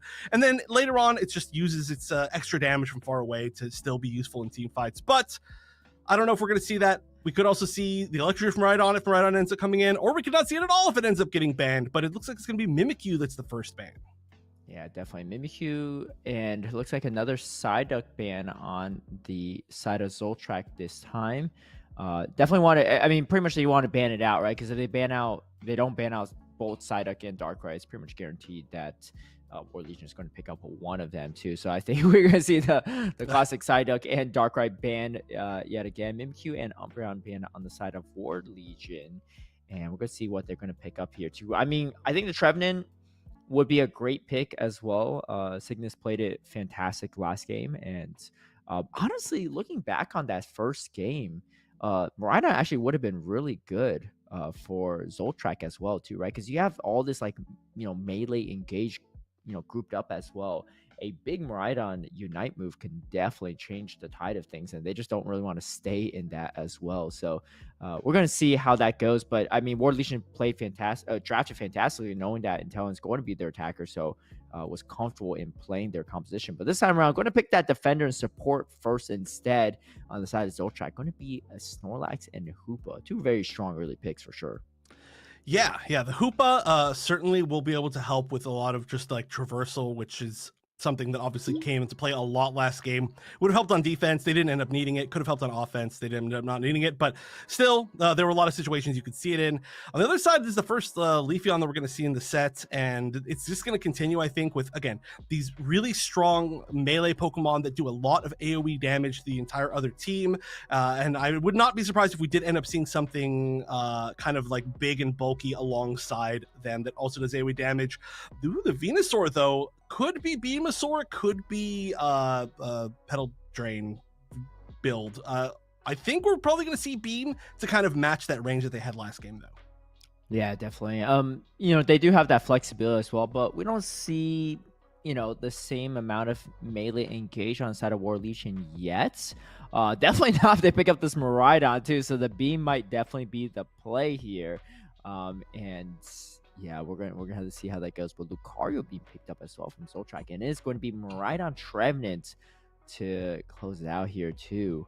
We're gonna see what Pirate King picks up as his final pick. Doesn't look like Greninja's going to be where they're headed towards here. Looks like it might be gonna be some type of speedster. It's going to be a Talonflame. Going to be interesting. Okay. One way to try to maybe lock down that Miraidon as well, just swoop in there and take it out before it could get the right proper position it needs. Could be definitely an interesting one too. I mean, there's not a ton of very bulkier targets that Talonflame has to worry about, so really taking advantage of that speedster burst damage can be pretty useful in this game. We're almost at a season 1 comp on the side of Zoltrak. They just have yeah, actually, yeah. Yeah, super old school here. Big throwback. Yeah, huge throwback. Interesting comp, though, altogether. I feel like every Pokemon that they chose kind of gave an option that's considered better in a similar role to the other side. Like having Miraidon versus the Venusaur is, I would say Miraidon is a little bit more favored right now. Having Lucario versus the, which they're not actually going to fight 1v1, but I just think as far as the team role, Lucario versus Blaziken, it feels like Blaziken does a lot of what Lucario likes to do, but somewhat better. And the bird, really interesting choice. Usually tend to see that when there are options in the other side that have really long range and not a lot of mobility. The Miraidon probably the best option, assuming that it's Beam and not Electro Drift. But the nice comp that they have there alongside the bird is the fact that they've got the Hoopa, which can throw a portal, and if the bird is ever in trouble, it can fly, basically become invincible until they can guarantee land in the Hoopa portal and then get brought back. So it's a nice little combination if you want to kind of play hit and run. We'll see if that's the build that they end up going, even with the bird, as we go into game number 2 here. Zoltrak on the right, War Legion Esports on the left. Zoltrak stealing away that first game. Yeah, and that Venusaur's going to have a lot of space, I think, to just throw out these beams, too, with, the Talonflame just flying in and out, Lucario in their face, Snorlax as well, too. Could be a good... I like this composition much more for Zoltrak in this game number 2. But, hey, they were able to take game number 1 as well, so you never know here. And we can see Lucario getting caught out a little bit, trying to get that attack wake stacked up a little bit. Great peel from AJ Dragon here, though, to get the spacing that Lucario needs. Another interesting choice as far as where to send who to path is War Legion Esports, who had an interesting choice as far as sending the Garchomp last game, which didn't work out in my opinion. They have the Blaziken going center, which is something that was really popular for a while, but kind of fell off, as opposed to having the Blaziken up top and then the Leafeon in center able to kind of get those really powerful ganks. But clearly War Legion Esports just really values the EXP and the scaling of the center area EXP rather than actually trying to get those early ganks as strong as possible. But we are going to see them try the attempt, and hey, they did a great job of getting some KOs as well. Lucario going down very quickly, sending 4 up top is what we saw from basically both teams last game, and it's going to continue as that first goal zone is getting scored on quite a bit. Yeah, definitely. And Lucario going down before the reset happens pretty big here for War Legion as well. And I mean, especially able to punish Zoltrak there, even with the Hoopa to send the teammates back up, but we're not able to get the reinforcements they needed here too. So going to be up about a little 22-point lead here early on for War Legion, but more importantly, they have the levels are fairly similar on both sides here in this early game still.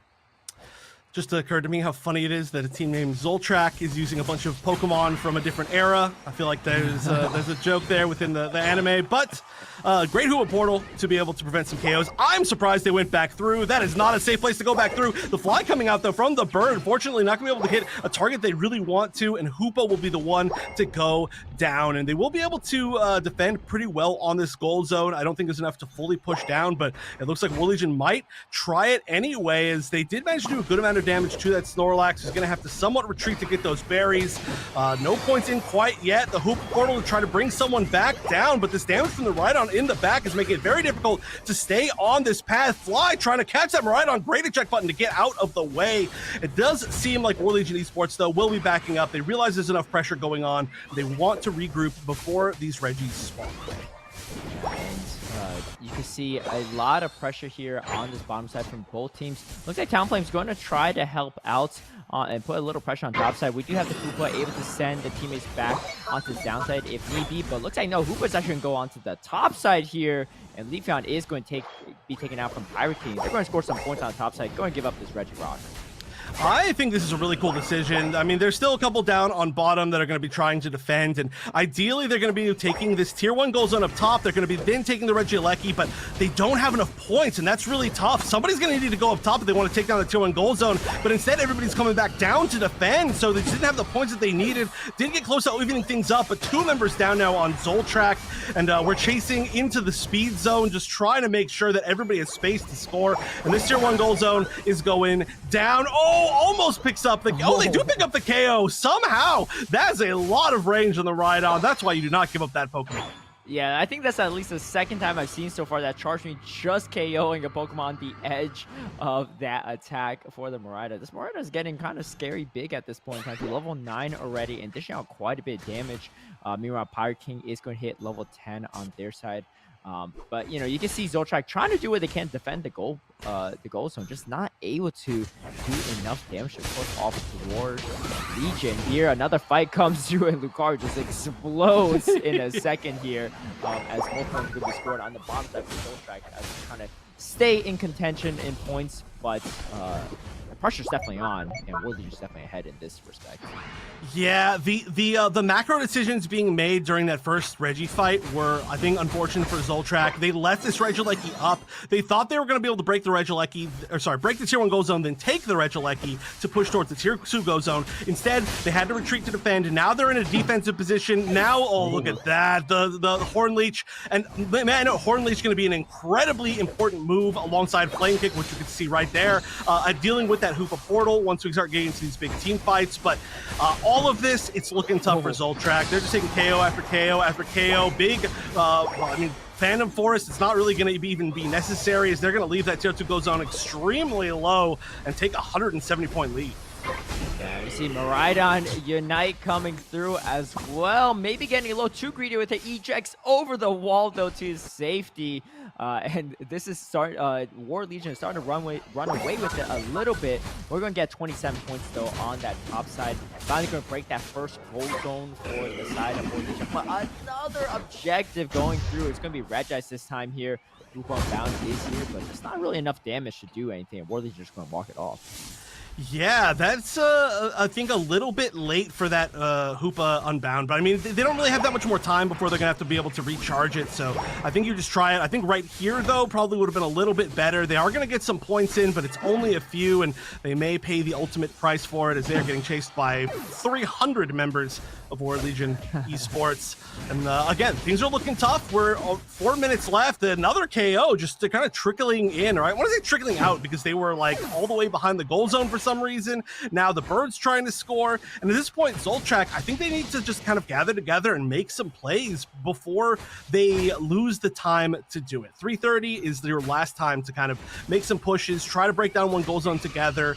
And right now, of course, the Unite is going to help with that. First big KO, and the Blissey probably going to go down as well. The Fly going to stop that escape, so now they've got to take the space and use it for something. Yeah, a lot of comeback experience, especially for Pirate King too. Definitely getting the a huge eject over here, just barely short there too. Let's see if Blaziken can get out to safety. But the second tier 2 goal zone is down now for Zoltrak, and that means this Regieleki can be starting to go down towards their middle goal zone during Rayquaza, and that would not be good. And on top of that, War Legion has quite a substantial point lead as well. As you see here, Pirate King lurking in the bushes though, maybe trying to score here, but kind of risky, especially with Regieleki coming up. Yeah, that is very, very risky. We are going to see the potential to steal up top, and that's going to be really big to see who gets that Regieleki or not. The Birds should be able to fly away, but that means they're not going to be there for this fight. Regieleki, big heavy slam. That's going to be nice. Tries to get the confirm with the egg bomb. It was a little bit too early, but it is followed up from the Leafeon. The Regieleki going to War Legion Esports means that they are going to have to deal with it on the side of Zoltrak. They lose the Snorlax as well, and now they've got a fear of losing some of their other members down at this Regirock fight. 15 seconds before Regirock despawns, and actually the target here is going to be the enemy team of Zoltrak. Regirock may be getting away scot-free, and it goes into the center. No way, they didn't manage to defend against that. It must have been some sort of push with maybe like a blaze kick or something, but that is huge. They've got the Zapdos. Yeah, I mean, and Zoltrak maybe losing sight of the objective here as the fight is going to continue to go on here. Blissey does get taken down, and so does Blaziken as well. They need this Rayquaza now. They're down almost 300 points at this point in time, but they have the numbers for this fight. However, Miraidon is strong, and Miraidon is starting to chunk away. Fly is going to come down on the Miraidon. Meanwhile, just barely survives here. Leafeon does go down as well. But members of War Legion are starting to respawn, and Miraidon just constantly here, constantly doing damage and still pretty healthy. Rayquaza, half health though. Oh yeah, it's starting to get low, but so is everybody on the side of Zoltrak. Lucario just about one hit from being KO'd. Everybody trying to get that last hit. The Fly is gonna do it, a great secure, but everybody does get knocked up on the side of Zoltrak. However, every single member is up. They're down by more than 200 points though, so even if they do manage to get 2 hundo burgers in, it's not gonna be a lead for them. That's gonna be a really strong overdunk on that top path. They're still behind by barely 100. They need to get this score in. Nobody defended, 1 HP, 50 points, no shield, and that's gonna put Zoltrak up by 4 points. They're barely ahead, and nobody on the other side is pushing forward quite yet. They've got to defend. That's going to be a lot more points in the goal zone. Not able to defend it. Now down by about 160. They've got to get this reverse KO. They've got to run to the other side of the map, but Zoltrak may have stolen away 2 games in a row. Oh my gosh, Zoltrak, ice in their veins right now. I mean, they look like they were in such a bad position, but now things are turning things around. It's like the last game all over again, but even more points here. They can't even get to the goal zones of Zoltrak. You see War Legion trying to do what they can, but they still have to defend here. They don't have time to score. We got Venusaur just pacing back and forth through the goal zones, just farming up at this point, just saying, hey, you know what? We're chilling here, and here, even more points can be dunked here. Zoltrak clutching up in the final minutes yet again. How'd they do it? I mean, did they even get any objectives this entire game besides their Rayquaza? I don't even think so, right? Like on the side of War Legion, a Regirock and a Regice for them as well. They had the Regieleki crashing into their middle goal zone at like 2 minutes, 5 seconds. I mean, we even got the double score from Blaziken there, but picking members off of War Legion one by one until it's just pretty much Miraidon. And, you know, hey, they clutched it up in that secure too. The Solar Beam, the Fly from Pirate King and Luigi just, you know, close it out for them. But wow, what an exciting couple of minutes for Zoltrak. I'm sure they're feeling jazzed about this one. Oh, they should. I mean, honestly, again, I think there was a little bit of a lack of communication on the side of War Legion. They were playing so incredibly well, but they found themselves in a position that was almost too beneficial, where they managed to kind of split push, and half of their team managed to get that Regieleki into the main goal zone, and then the other half was fighting down on bottom. So once it went in, they kind of had to make a decision, like, are we going to commit to this? Or so much that they cannot score back on us. But unfortunately, I think that maybe they were hesitating a little bit too much, or maybe they didn't have enough points to make that worth it, because they pushed in once the Regieleki went in. They scored a good amount, but then as we saw, they got caught. They got caught in that center area of Zoltrak. 2 of them went down, 3 of them went down. It came down to an awkward flip. The secure that they wanted to still be alive was not alive, and then they just were not able to get that kind of finish on the game. So they were in, like I said, I think maybe a little bit too good of a position, despite the fact that they were playing so well the entire time. They kind of put themselves into the spot. Yeah, definitely. I mean, Pirate King on that Talonflame was even contesting the Regirock at like 2 minutes 15 seconds. I think I was like, I don't know about this. I mean, you got a Regieleki pushing the base, and it went in, but it was kind of a little bait and switch there. Drew the members of War Legion in, maybe getting a little greedy there, trying to score the double overtime points there on the Blaziken, because eventually Blaziken just went down, right? And so did the Blissey and kind of the rest of the team on the side of War Legion, and Zoltrak chased him out of the Rayquaza pit, and then I think a lot of the members were respawning on the side of War Legion when that Rayquaza was secured, but just not enough damage to secure it. I mean, Zoltrak. I mean, if you look at these highlights, it's all War Legion, right? kind of ahead the entire game, but those final minutes, Zoltrak just goes unstoppable. Yeah, clearly Zoltrak is a team of players that have extremely strong mental in the final 2 minutes, because they did not give up despite the fact that they were behind in several really, I would say, game-losing situations. It was not game-losing to Zoltrak, and which proves that an old classic can still be strong. But I mean, really great stuff to them. We can start to see kind of how it started to head towards the end of the game, and this is where it started to get worse and worse, I would say, for Zoltrak, where War Legion was winning more and more fights. They were scoring more and more points, and I believe the overall lead was something like almost 300 points, 250, something like that. And that was just about, you can actually see in the last minute and 20 seconds, we took down an entire tier 2 goal zone and pushed in that Regieleki. Yeah, I mean, War Legion had it all, right? They were ahead on points. They're ahead on levels. They had every objective. Like, it was not looking good as well, but for Zoltrak. But hey, they like you said, strong mental there too, resilience, and just persevered as we see this final fight here at this Rayquaza pit. I mean, look at the position here, right? We got Trevenant kind of on the other side. We got Miraidon trying to do damage, but you just don't have the same burst potential as that Solar Beam and the Fly combination here. We see that combo come through, almost tried to secure it on the side of the Snorlax, but not quite able to do it. And yeah, it's a really, really great coordination right there.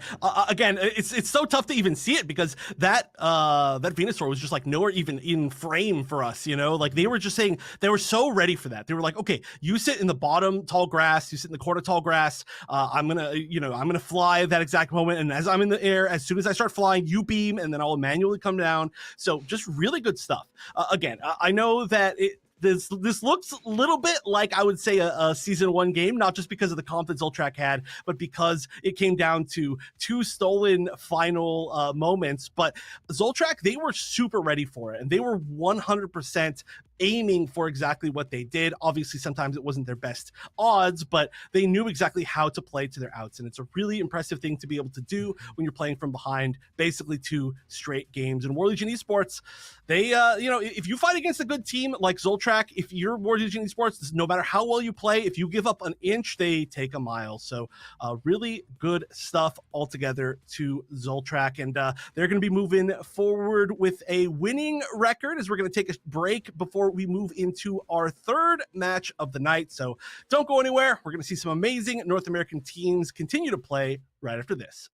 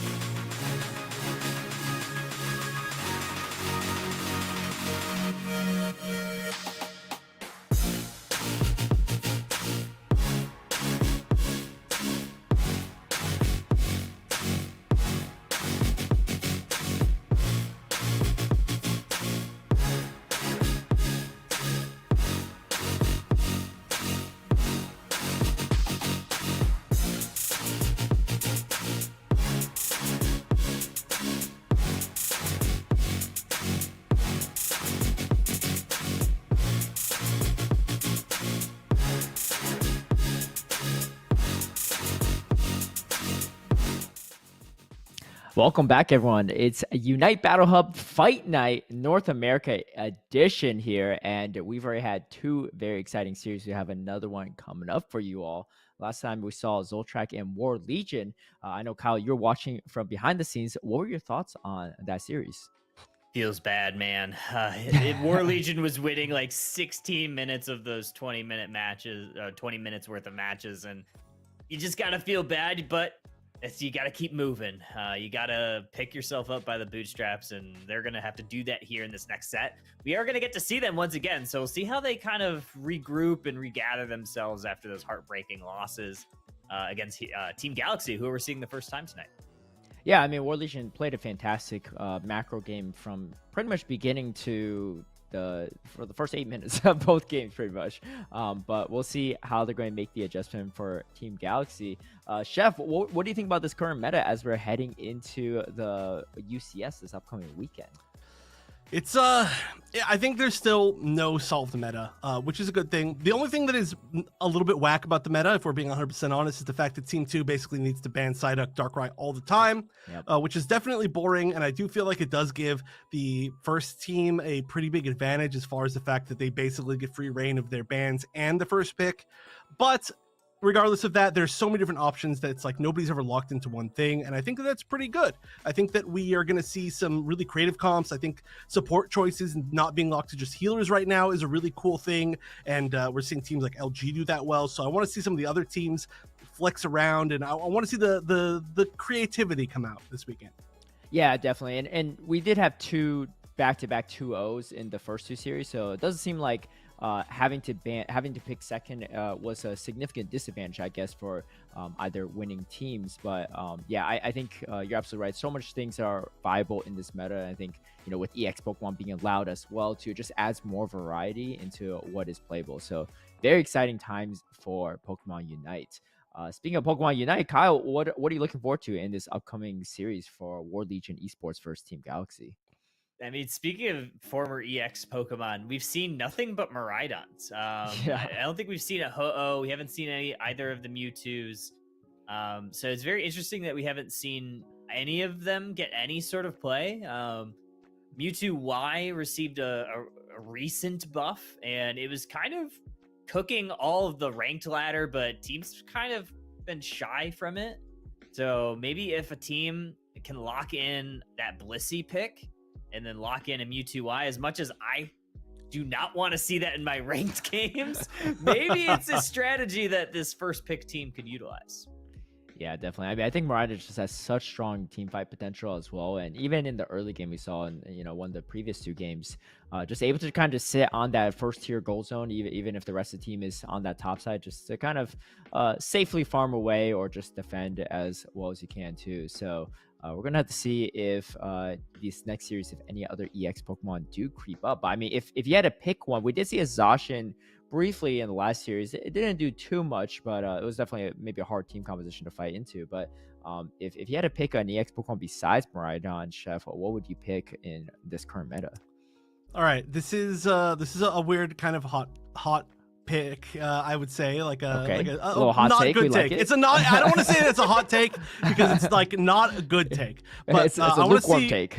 Yeah, it's a lukewarm take, but it's fun. I want to see EXP share Mewtwo Y, which I've seen a few times, and it's really good, honestly. And if it works out, the thing is, like, there are a lot of other really good options for the EXP share spot, like with attackers with an EXP share, all rounders in the EXP share, but honestly, with the right team comp, especially if you're able to take advantage of like its unite in grouping people together, it can be really disgusting, and it can really control a path because it's scary even if you do put the XP share on it. So that's my pick, I think. I like that too. I mean, you know, not a traditional support pick by any means, but if you let that support, you know, Mewtwo or some other attacker really scale up in that late game, I mean, you're dealing with like 4 to 5 carries on the opposing team, and that's a lot of damage you have to kind of withstand. And could be a lot of damage. It might be too much damage too. So we'll see if either of these teams pick that up, or you know, some of the teams on UCS this upcoming weekend, because that could definitely be pretty interesting here too. Kyle, what do you think about that lukewarm take from Chef? I think it's a lukewarm take because I love lukewarm water, because I love that. Personally, I've been playing a ton of EXP share Miraidon in lane. I think it offers a lot of benefits, especially if you could pair it with a scaling tank. Thinking like Mamoswine, Trevenant work very well because they scale really well into the late game. So if you can kind of stay at bay with your Miraidon, hit those charge beams from a safe distance, it's from level 5 to level 13. Miraidon has the highest special attack in the game. So it doesn't necessarily need any more damage than it already has. So that third item, XP share, works pretty well on it. Definitely. Well, I don't know. I don't know if the teams are listening in on that, but I hope they are to a degree because I would love to see some of that play out there too. So you said you've been playing Maridon, XP Share Maridon yourself? Yeah, I love it. It's honestly, I love it. It's super fun because I play either support or range carries, so it's kind of fits in that boat of two birds, one stone with what I like to play. Yeah, definitely. We didn't really see much Zeraora in this last series too, but we did see in both of the games in the first series as well. I mean, it got some buffs there, but it did, at least to me, it didn't really seem like it was necessarily like a necessary meta pick at all. If you're very comfortable with it, it could be good, but if not, maybe you could offer a different option. But I guess asking you, Chef, too, what do you think is maybe the best scenario where you should actually lean more into that Zeraora, especially after its recent buffs? I actually think that Zeraora would have been pretty okay in that last set in either of the games, but again, speedsters in general right now, except for maybe Leafeon, who really truly is almost an attacker in its own way. Like, it almost isn't even a speedster because it's got the range and the AoE damage. Most speedsters are very niche. We're just not seeing a speedster meta. It's always, every meta is designed around what is the strongest thing and what counters it. So when we have really strong far range special attackers, then speedsters become popular. When we have really strong range or strong like close range brawlers, then speedsters are a little bit less popular because then they're just going to run and get hit by extra damage. So I think that Zeraora is really about finding when a team is not prioritizing as much just their strong front line, which is, I think, what we did see a good amount from basically every single team so far today. However, with them right on in the back, with being able to do a little bit of extra damage, I think it's a fine pick. However, obviously the bird worked out, so it's hard to say. All right. Well, thank you for sharing your thoughts here. We are heading into this draft. This is going to be our final series we're covering tonight. We got War Legion Esports on the left-hand side, Team Galaxy on the right, and I'm just going to make a prediction. Team Galaxy bans out the Darkrai and Psyduck. Maybe in a different order this time around, but we do see the Darkrai ban and Blissey ban on the side of War Legion. But I'll leave it to you two to cover the draft and the rest of the games. Thank you so much, Caleb. Appreciate the time tonight. And just like that, you were 100% right. Darkrai and Psyduck aren't going to be seeing the Thea Sky Runes, at least for one additional game. War Legion taking that Blissey and Mimikyu out of the equation. And looks like they're hovering maybe a Trevenant first pick. Ooh, I mean, Trevenant would be great. Defenders are really kind of, I'd say, key to the team right now, I feel. So we've seen Trevenant basically win games or win team fights that should have won games already today. But however, Zoltrak is just their cheater team in a complimentary way. On the other side, though, we are going to see that Maridon early on, which I think does make a lot of sense. I'm surprised it hasn't been picked earlier in the previous picks. And then locking down that Hoopa, especially when there's already a support band, I feel is like really, really strong. Now it's actually War Legion Esports that has to make some tough decisions as far as supports. Completely. Zoroark, so they're not even going to go ahead and pick their support. I think they might save it for a little bit later, knowing that Galaxy has already grabbed the Hoopa. They're going to see if they can pick some more of their damage, and they go immediately for their own speedster, likely to try to get on top of that Maridon, because we've seen how much value that thing has provided. But when you get a speedster, you're also likely going to get a support or a Slowbro, and that's exactly what Galaxy does to combat that thing. Yeah, again, it's like counter to counter to counter, right? It's like, okay, you see Maridon, we're choosing Zoroark. We see the Zoroark, we're choosing Slowbro. We are going to see the Comfey committed to. That's actually huge, especially when you do already see that there's another Slowbro on the other side. This feels like this could end up being a pretty scary situation, but the Sylveon at the end, also potentially, depending on how you choose to build it, if it does end up being the Mystical Fire, it could be a good counter to the Maridon. Otherwise, there are a lot of big, bulky targets that you might be able to hit with Hyper Voice. I'm excited to see where that goes. And then at the end, Scyther or Scizor, which I'm always 100% wrong at choosing which one it's going to be when I guess before the match. I'm gonna go out on a limb and say Scyther. I think that's mostly to try to get on top of that Sylveon, try to execute it as fast as possible. It is sporting that focus band, which leads me to believe that it may be more in tune with that Mystical Fire build, try to live a little bit longer, try to be a little bit more of a brawler. But, maybe that's what I'm going to be wrong on this set.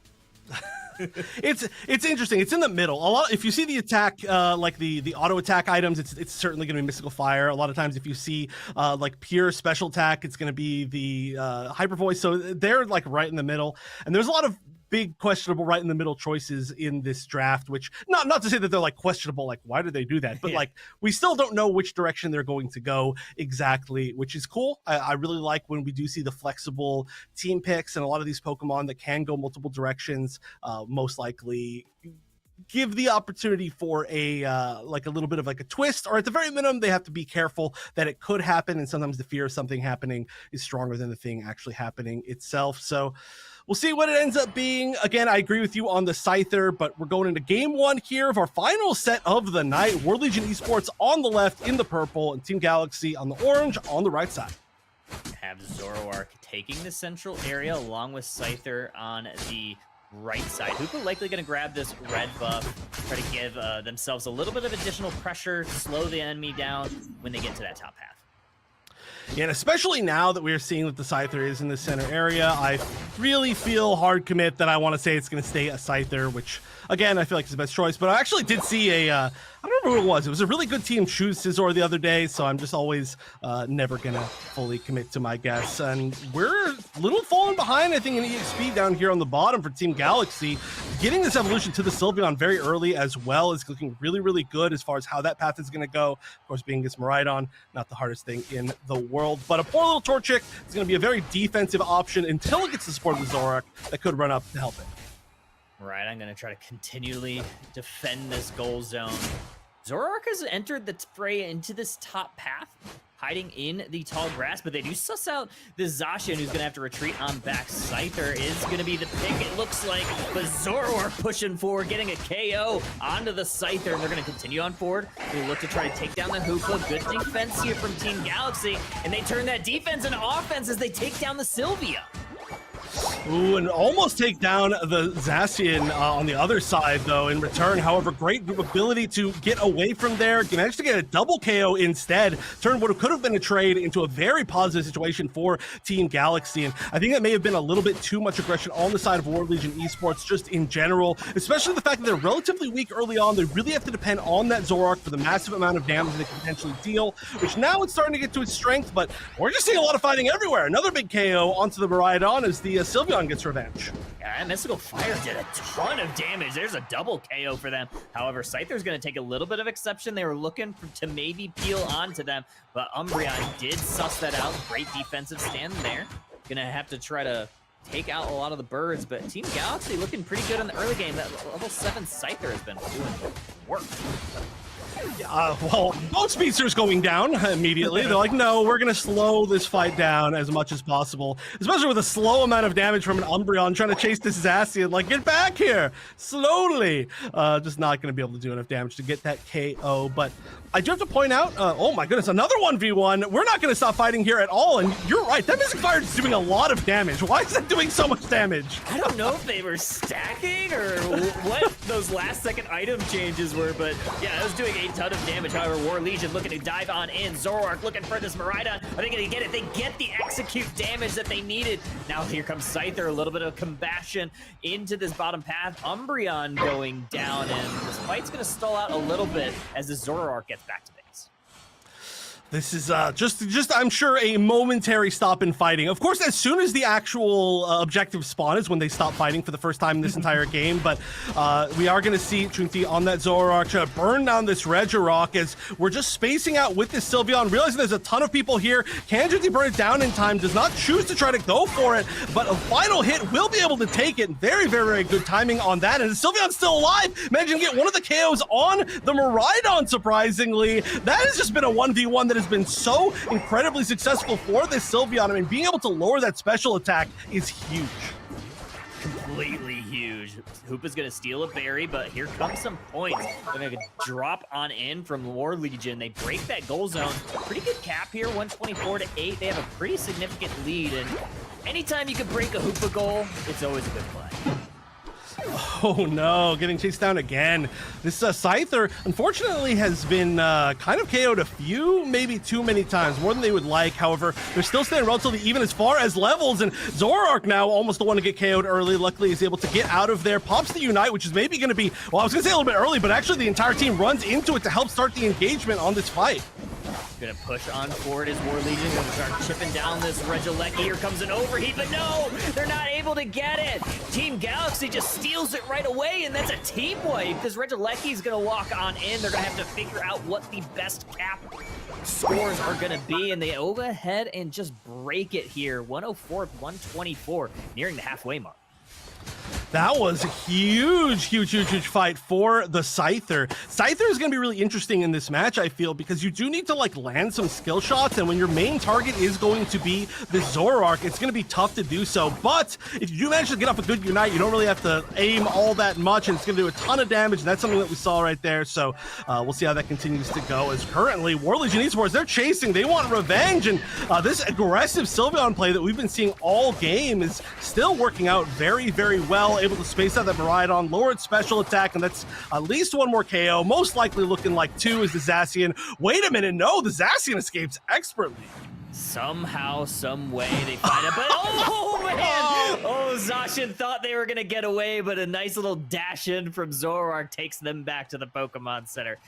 Very sad for Zacian as they go down at level 11. They're at highest level, I believe, at the time, except for that Scyther. So that's a bit of XP that War Legion back in their pockets.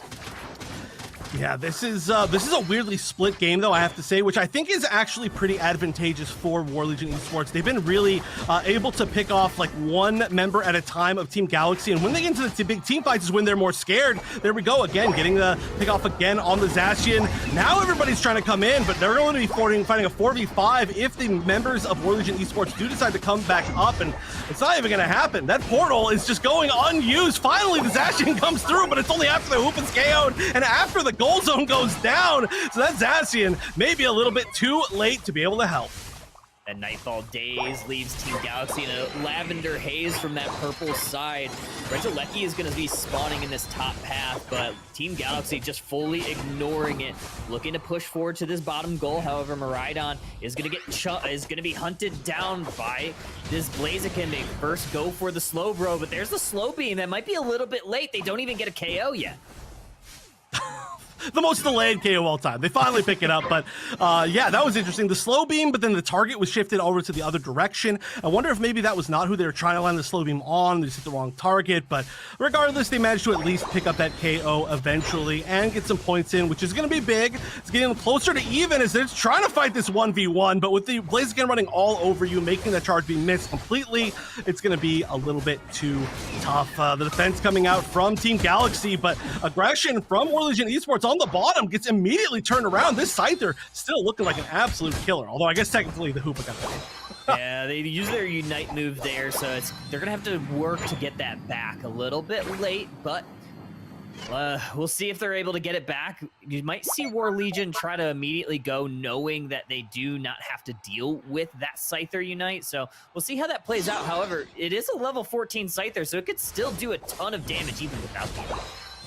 Yeah, I do think they really wanted that Unite. We'll see how fast they can build it back, but that means that currently they're farming. You can see in their center area trying to get it back. They're not pre-positioning into the center of the map, as War Legion Esports is doing a little bit of a better job of doing that.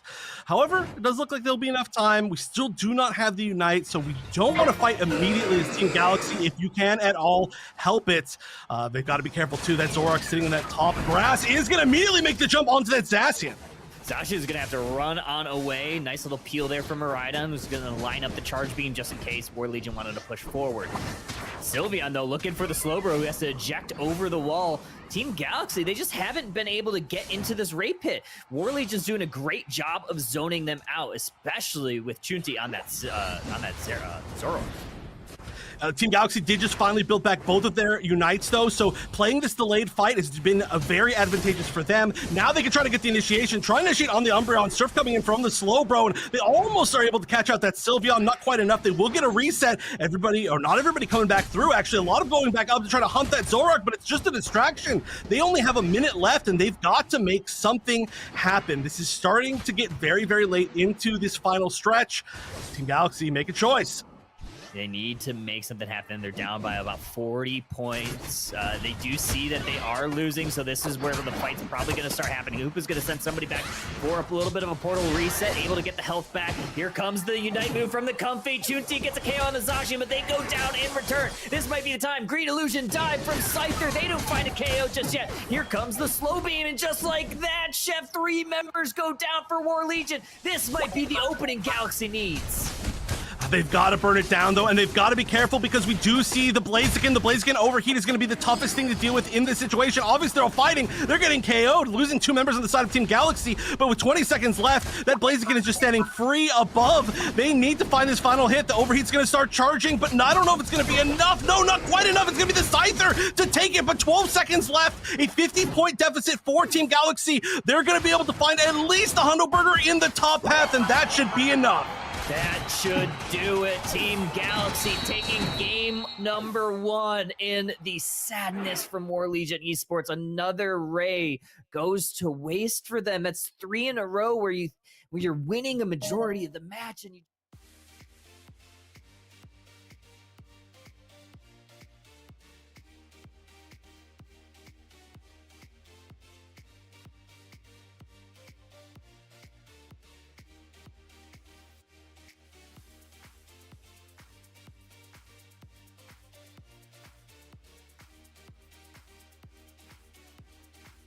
from the team of War Legion Esports to be able to get that final hit. So unfortunately, just 2 overheats that we've seen in 3 games from War Legion Esports that did not quite hit the mark when that should have basically been a guaranteed secure with nothing else to even challenge the damage of a fully charged overheat on the side of Team Galaxy. But Team Galaxy played to their outs, and once again, they won. very smart. Hold off on their B buttons while the Blaziken was charging. They didn't want to give up their execute damage, so it just was just a sliver shy, but a great play nevertheless. And I don't know, Chev, Zoroark did a lot of damage, obviously getting the MVP, 9 KOs, 6 assists, but like when you have a Zoro and a Comfey, you just have to really invest a lot of your resources into it, and it's just so tough if you can't outscale something like that Scyther that was level 14.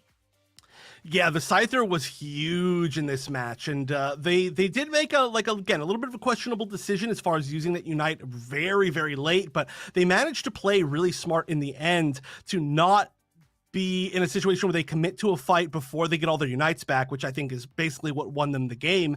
So yeah, you really have to be careful for the Scyther. Scyther is a tough Pokemon. It takes a lot of skill. You have to land skill shots. If you don't land the double wing beat, then you're basically like not playing the Pokemon.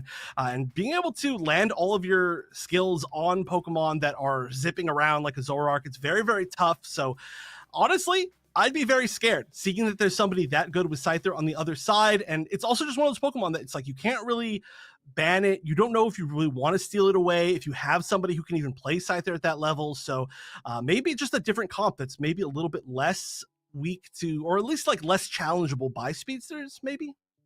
Yeah, I think Mimikyu is a great speedster counter, but like you said, a good Scyther is really hard to shut down. I mean, you think teams like Fusion that use it. I believe it's Nemo on that team that's the amazing Scyther player that played it all LAIC, that played it all throughout Worlds last year. It's just hard to shut down when someone's really good because, like you said, it is a high skill ceiling character. If you're hitting those skill shots, it is devastating. And we saw how much we just saw how much Team Galaxy really enjoyed that pick, and they are benefiting from the fruits of their labor, putting a lot of work on that character.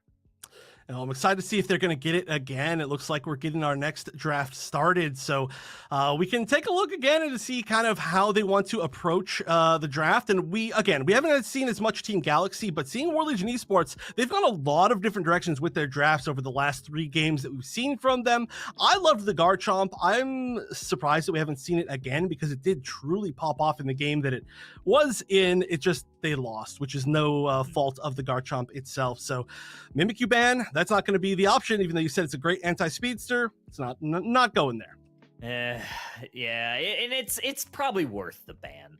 Yeah. No one really wants to play into Mimikyu. It's one of the best all-rounders right now. It does play kind of like a speedster with that Shadow Sneak moveset. You can really dive that backline, but either way, Team Galaxy, Chef, we're not gonna get to see Psyduck at all tonight. It was free to play here.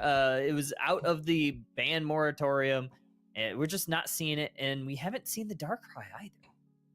Yep, exact same Team 2 bans every single game of every single set here, and it is certainly, I would say, a little bit of a mark on the meta. But again, we have seen super varied teams, which is really cool. It's just unfortunately the ban phase is not super interesting. Mimikyu as well being banned basically every single game, which is surprising to me. I know a lot of teams don't value it quite that highly, but as far as picks, we're going to go same directions basically that we saw in the last game. Yeah, I think both teams are pretty happy how the first 8 minutes went of that match. So the cores will likely stay the same. But this time, War Legion is lining up that Lapras. But they are looking to build a little bit more bulky this time around. Yeah, no way. There's no way they're going to. Not that for a second that they were going to, but they pivot to that Espeon last second.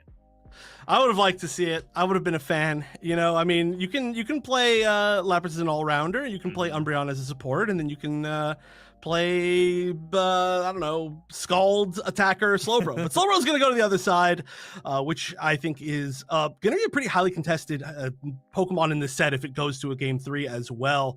But with no really strong target on the other side except for that Espeon so far, War Legion Esports can play against it a little bit. It does look like they're going to go, wait, I spoke a little bit too soon. I was going to say a little bit more tanky as far as things go, and definitely the left 3 are going to be that choice, but then 2 evolutions going to be good targets for those slow beams, and it's going to be able to give them, 3 of evolutions, going to give them a very fast early game. I'm a little worried here for War Legion that this Miraidon is going to go a little bit unchecked.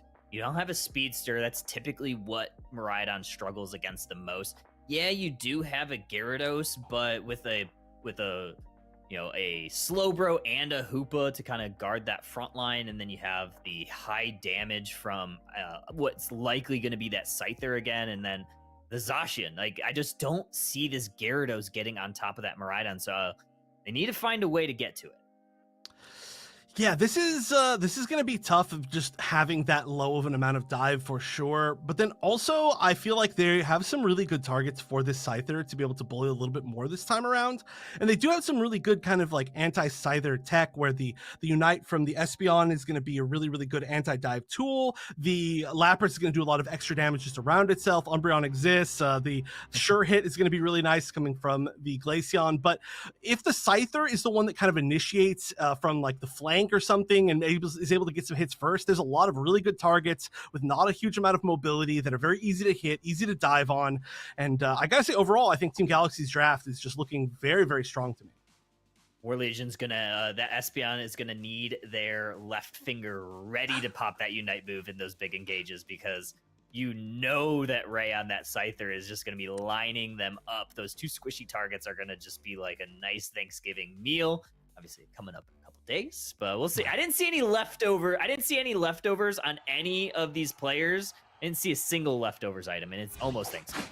That's true. We need to do a Thanksgiving event where everybody has to play with only leftovers, or maybe like the day after Thanksgiving. That would make a lot of sense. But here we go, Team Galaxy, one more game to win, and they're going to win the set, and it's going to be it for us tonight. But War Legion Esports, they are not going to want that, as they've been playing so well tonight and have just yet to pick up a win on broadcast somehow.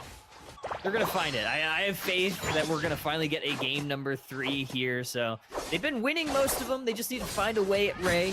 We'll see if they're able to do that. Zacian taking a little bit of the farm here. We have a little bit of an early gank here from this Glaceon. Yeah, it's not usually a super aggressive early Pokemon, as Glaceon does need to get a little bit further in levels before it kind of gets to its max power, but they just want to make sure that there's a little bit more pressure, especially when there is a Magikarp on the field. Of course, the early pressure in that top path is going to mean a whole lot, and so far they're not really getting all that much going for this little fish, and they're going to need a little bit quickly. Icy Wind Glaceon also to note. We have 4 members of War Legion looking to push on in. Scyther's going to dash on in, dash right back out, because they do see the 4 members here. But it's also Team Galaxy with 4 members. There goes Scyther looking to hunt down the fish. They are not able to take them out. Lapras might be next. Zacian takes them out. And this Umbreon still not level 4, so that kind of is a little bit of a problem here for War Legion.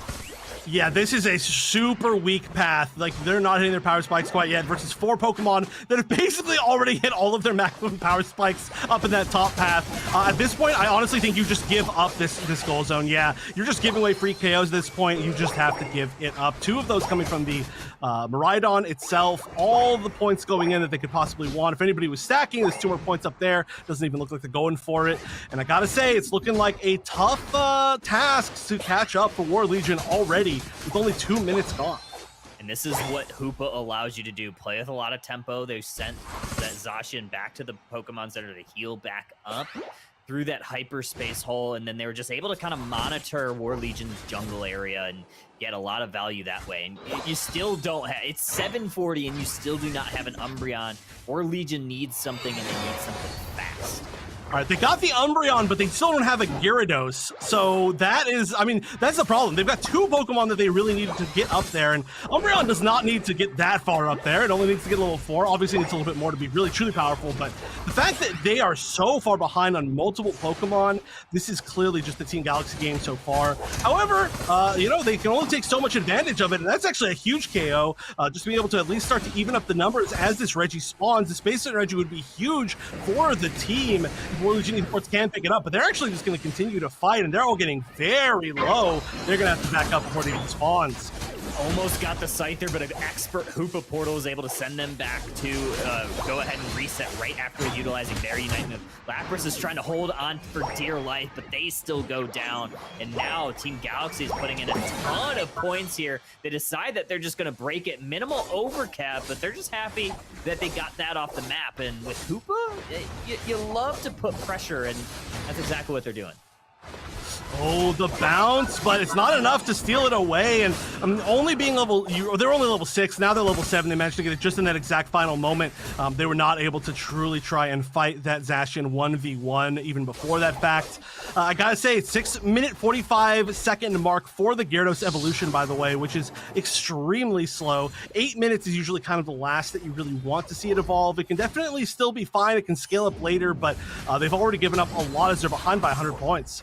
Looks like War Legion wanted to just let that in to maybe bait a fight, or even just let them get some additional XP from those back in DDs, but I don't think Team Galaxy really wanted to take the bait, at least just yet.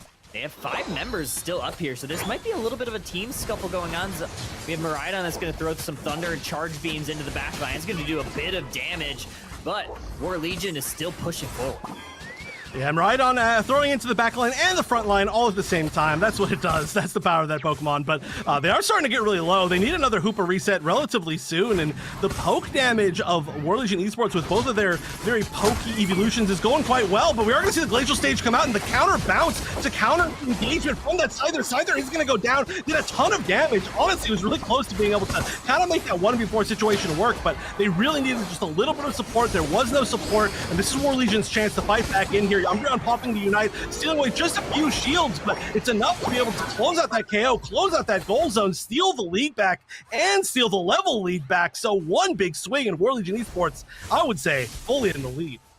Just what the doctor ordered. They got the Gyarados online. It was struggling mightily, but that's exactly what you just had to hold out hope for if you're War Legion. They found it. They found a way. They got them online, and now that the late scalers are starting to scale, this could be a problem for Galaxy. They need to stop some of this momentum that War Legion has got.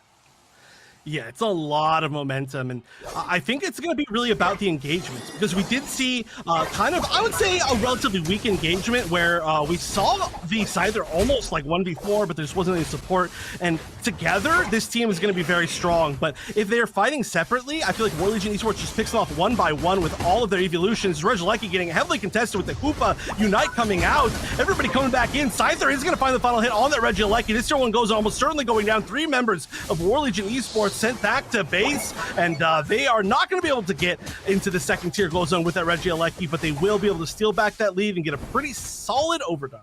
Huge Unite move coming out from Miraidon, giving them a nice triple KO, and they're able to dunk a nice 29-point cap in, which is about 26 if I saw the numbers right for them. So looking pretty good here. Team Galaxy did find a way back to stop and slow the momentum from War Legion. They found some levels here, level 12 on Scyther, Zacian, and Miraidon. So War Legion, they are going to need to find something here. They do have all Unite moves at 330. It might be the time to just maybe pick a fight here. Yeah, this could be a spot for sure. I mean, we saw some late Unite usage last game, and I would really like to not see that again. However, it does seem like there's a little bit of pressure up top. It's nothing huge, nothing that's going to be, I think, overly committed to. Yeah, they're just going to actually use the Unite to get away. That's a funny looking Pokemon to be on Ladbros's back, by the way, because it's just kind of floating there.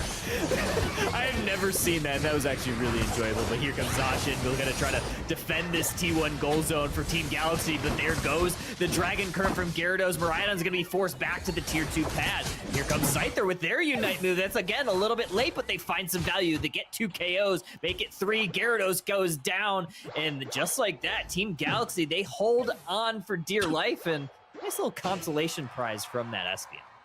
Yeah, that's just going forward like, oh, I got this, and it's just like one big side shock, which, by the way, we are seeing that instead of any sort of auto hit, which is huge. It's not really a pick that I feel like we see as much from the Espeon nowadays, but I'm always a fan of it. I mean, it's a cool skill shot, and it does a chunk of damage, very satisfying to hit.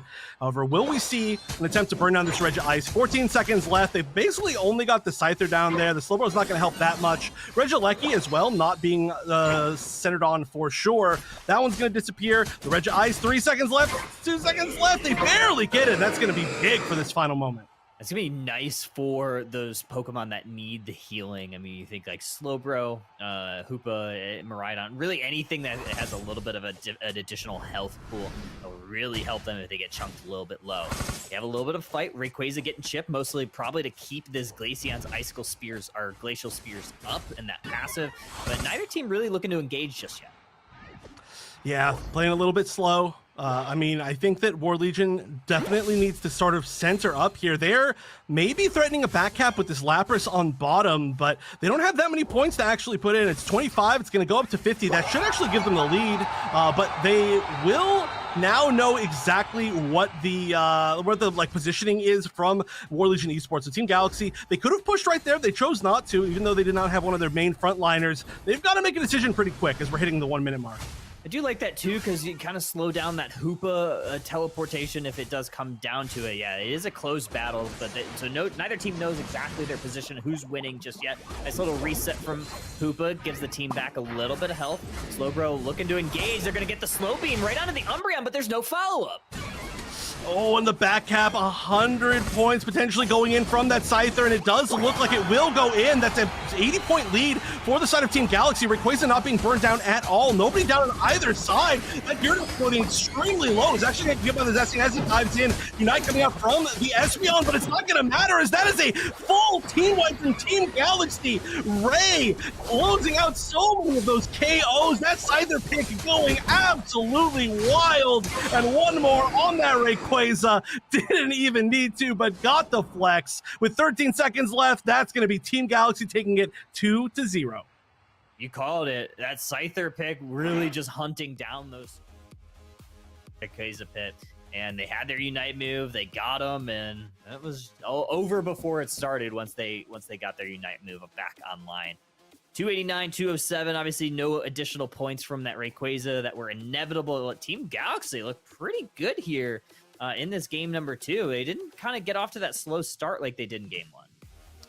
Yeah, this is finally the first time that War Legion Esports wasn't winning the majority of a game and then lost. They just lost in general.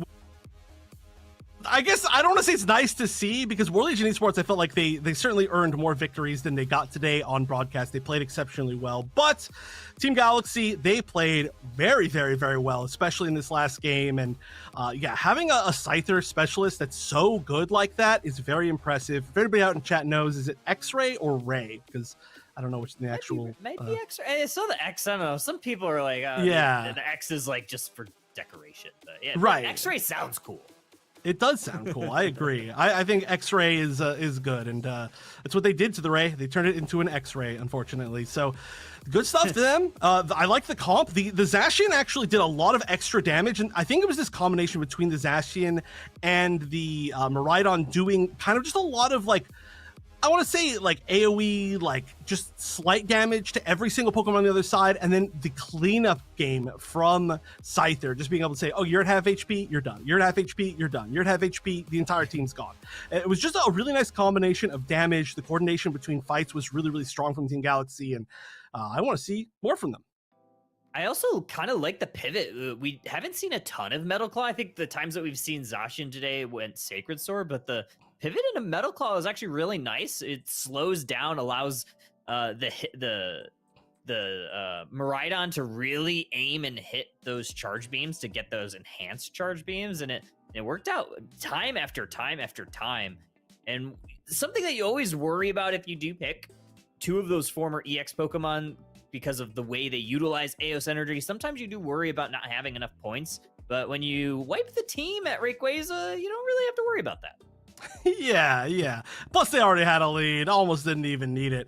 But it was, it's a heavy commitment, and I do like the spot that a lot of these former EX Pokemon, the XXs, are in, because you do have to make that sort of decision, despite the fact that they're powerful, but obviously they're quite worth it, as we're seeing, especially Miraidon pretty much all through today, and Zacian. The Metal Claw I've seen from a few different teams. It's starting to get a lot more popular, which is really cool, but you can see it with Sacred Sword as well, so just flexibility from everybody. Miraidon's got that as well. We've seen Electro Drift from a few different teams, just not here today. I like it. Look, almost every single Pokemon on this team has multiple options that you could go on the side of Team Galaxy, even though I guess we don't see Trick very much anymore, but it's still good, I swear. I agree. I think Trick does have still some place, maybe with like some A-press pressure. Like I really like it with Garchomp. I know we only saw Garchomp like once tonight, but Trick with Garchomp's actually pretty good. You know, you get those extra slows, you speed up Garchomp, who desperately needs additional speed so it can really stay in the battle. Yeah, I think we're kind of in a good spot where a lot of Pokemon in the roster have multiple move sets that you can play with interchangeably or play depending on the team comp. I mean, we saw Glaceon for War Legion go Icy Wind, opposed to that normal Icicle Spears comp that we see it so frequently, especially with those buffs to Helping Hand Blissey. Yeah, and then we saw the Espeon go Psyshock, which I feel like it's been like a few months where we've basically not seen that at all. It's been stored power basically exclusively. But again, you know, everything has been usable for a long time. It's just kind of how the meta shifts or not. And it's very cool to see from like every side of both of these games. But I mean, great play altogether tonight from every team. That is, of course, our final match of the night. And shout outs again. Huge thanks to everybody who played in this. I know that it's 2 days away here in North America from Thanksgiving, I guess, which only matters if you're in part of North America. But regardless, you know, it's starting to be the holidays, and getting this many teams this close to a relatively major one is really cool. You love to see all the teams really competing and getting ready for UCS, which is coming up really soon. Super soon. I mean, we're already starting to get in the UCS spirit. We have this weekend coming up. I'm really excited to see how these teams perform. Obviously, big shout outs to everybody that came today. Like you said, all the players that showed up and showed out, even in a holiday week where a lot of people may be traveling or whatever, spending time with their family. So appreciate everybody showing up. Obviously, huge shout outs to all of the casters, you and Caleb, who was on the cast a little bit earlier.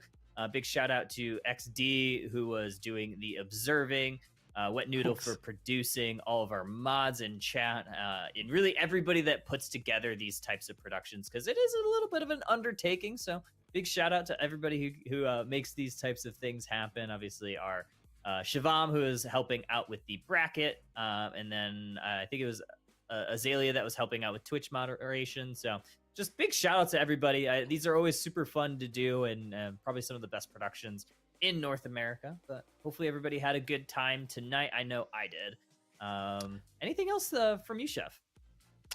No, I think that's just about it. Of course, reminder to everybody that these fight nights are still going on. I believe EU number 2 is happening in just 2 days from now. I think it is actually happening on Thursday. So Thanksgiving is not going to be a problem if you're in EU. And if it is a problem for you, you shouldn't be entering that tournament anyway. Please stop spoofing where you're from. Alrighty. Well, folks, we appreciate everybody for tuning in today. That is going to be it from us. Hope everybody has a great holiday week if you are celebrating, and make sure to tune in this weekend. Obviously, Thursday for here on Unite Battle Hub for the last fight night, and then UCS. And then make sure on Friday, put on your leftovers on your Pokemon. That's all I have to say. But everybody have a great rest of your night, and we will see you next time.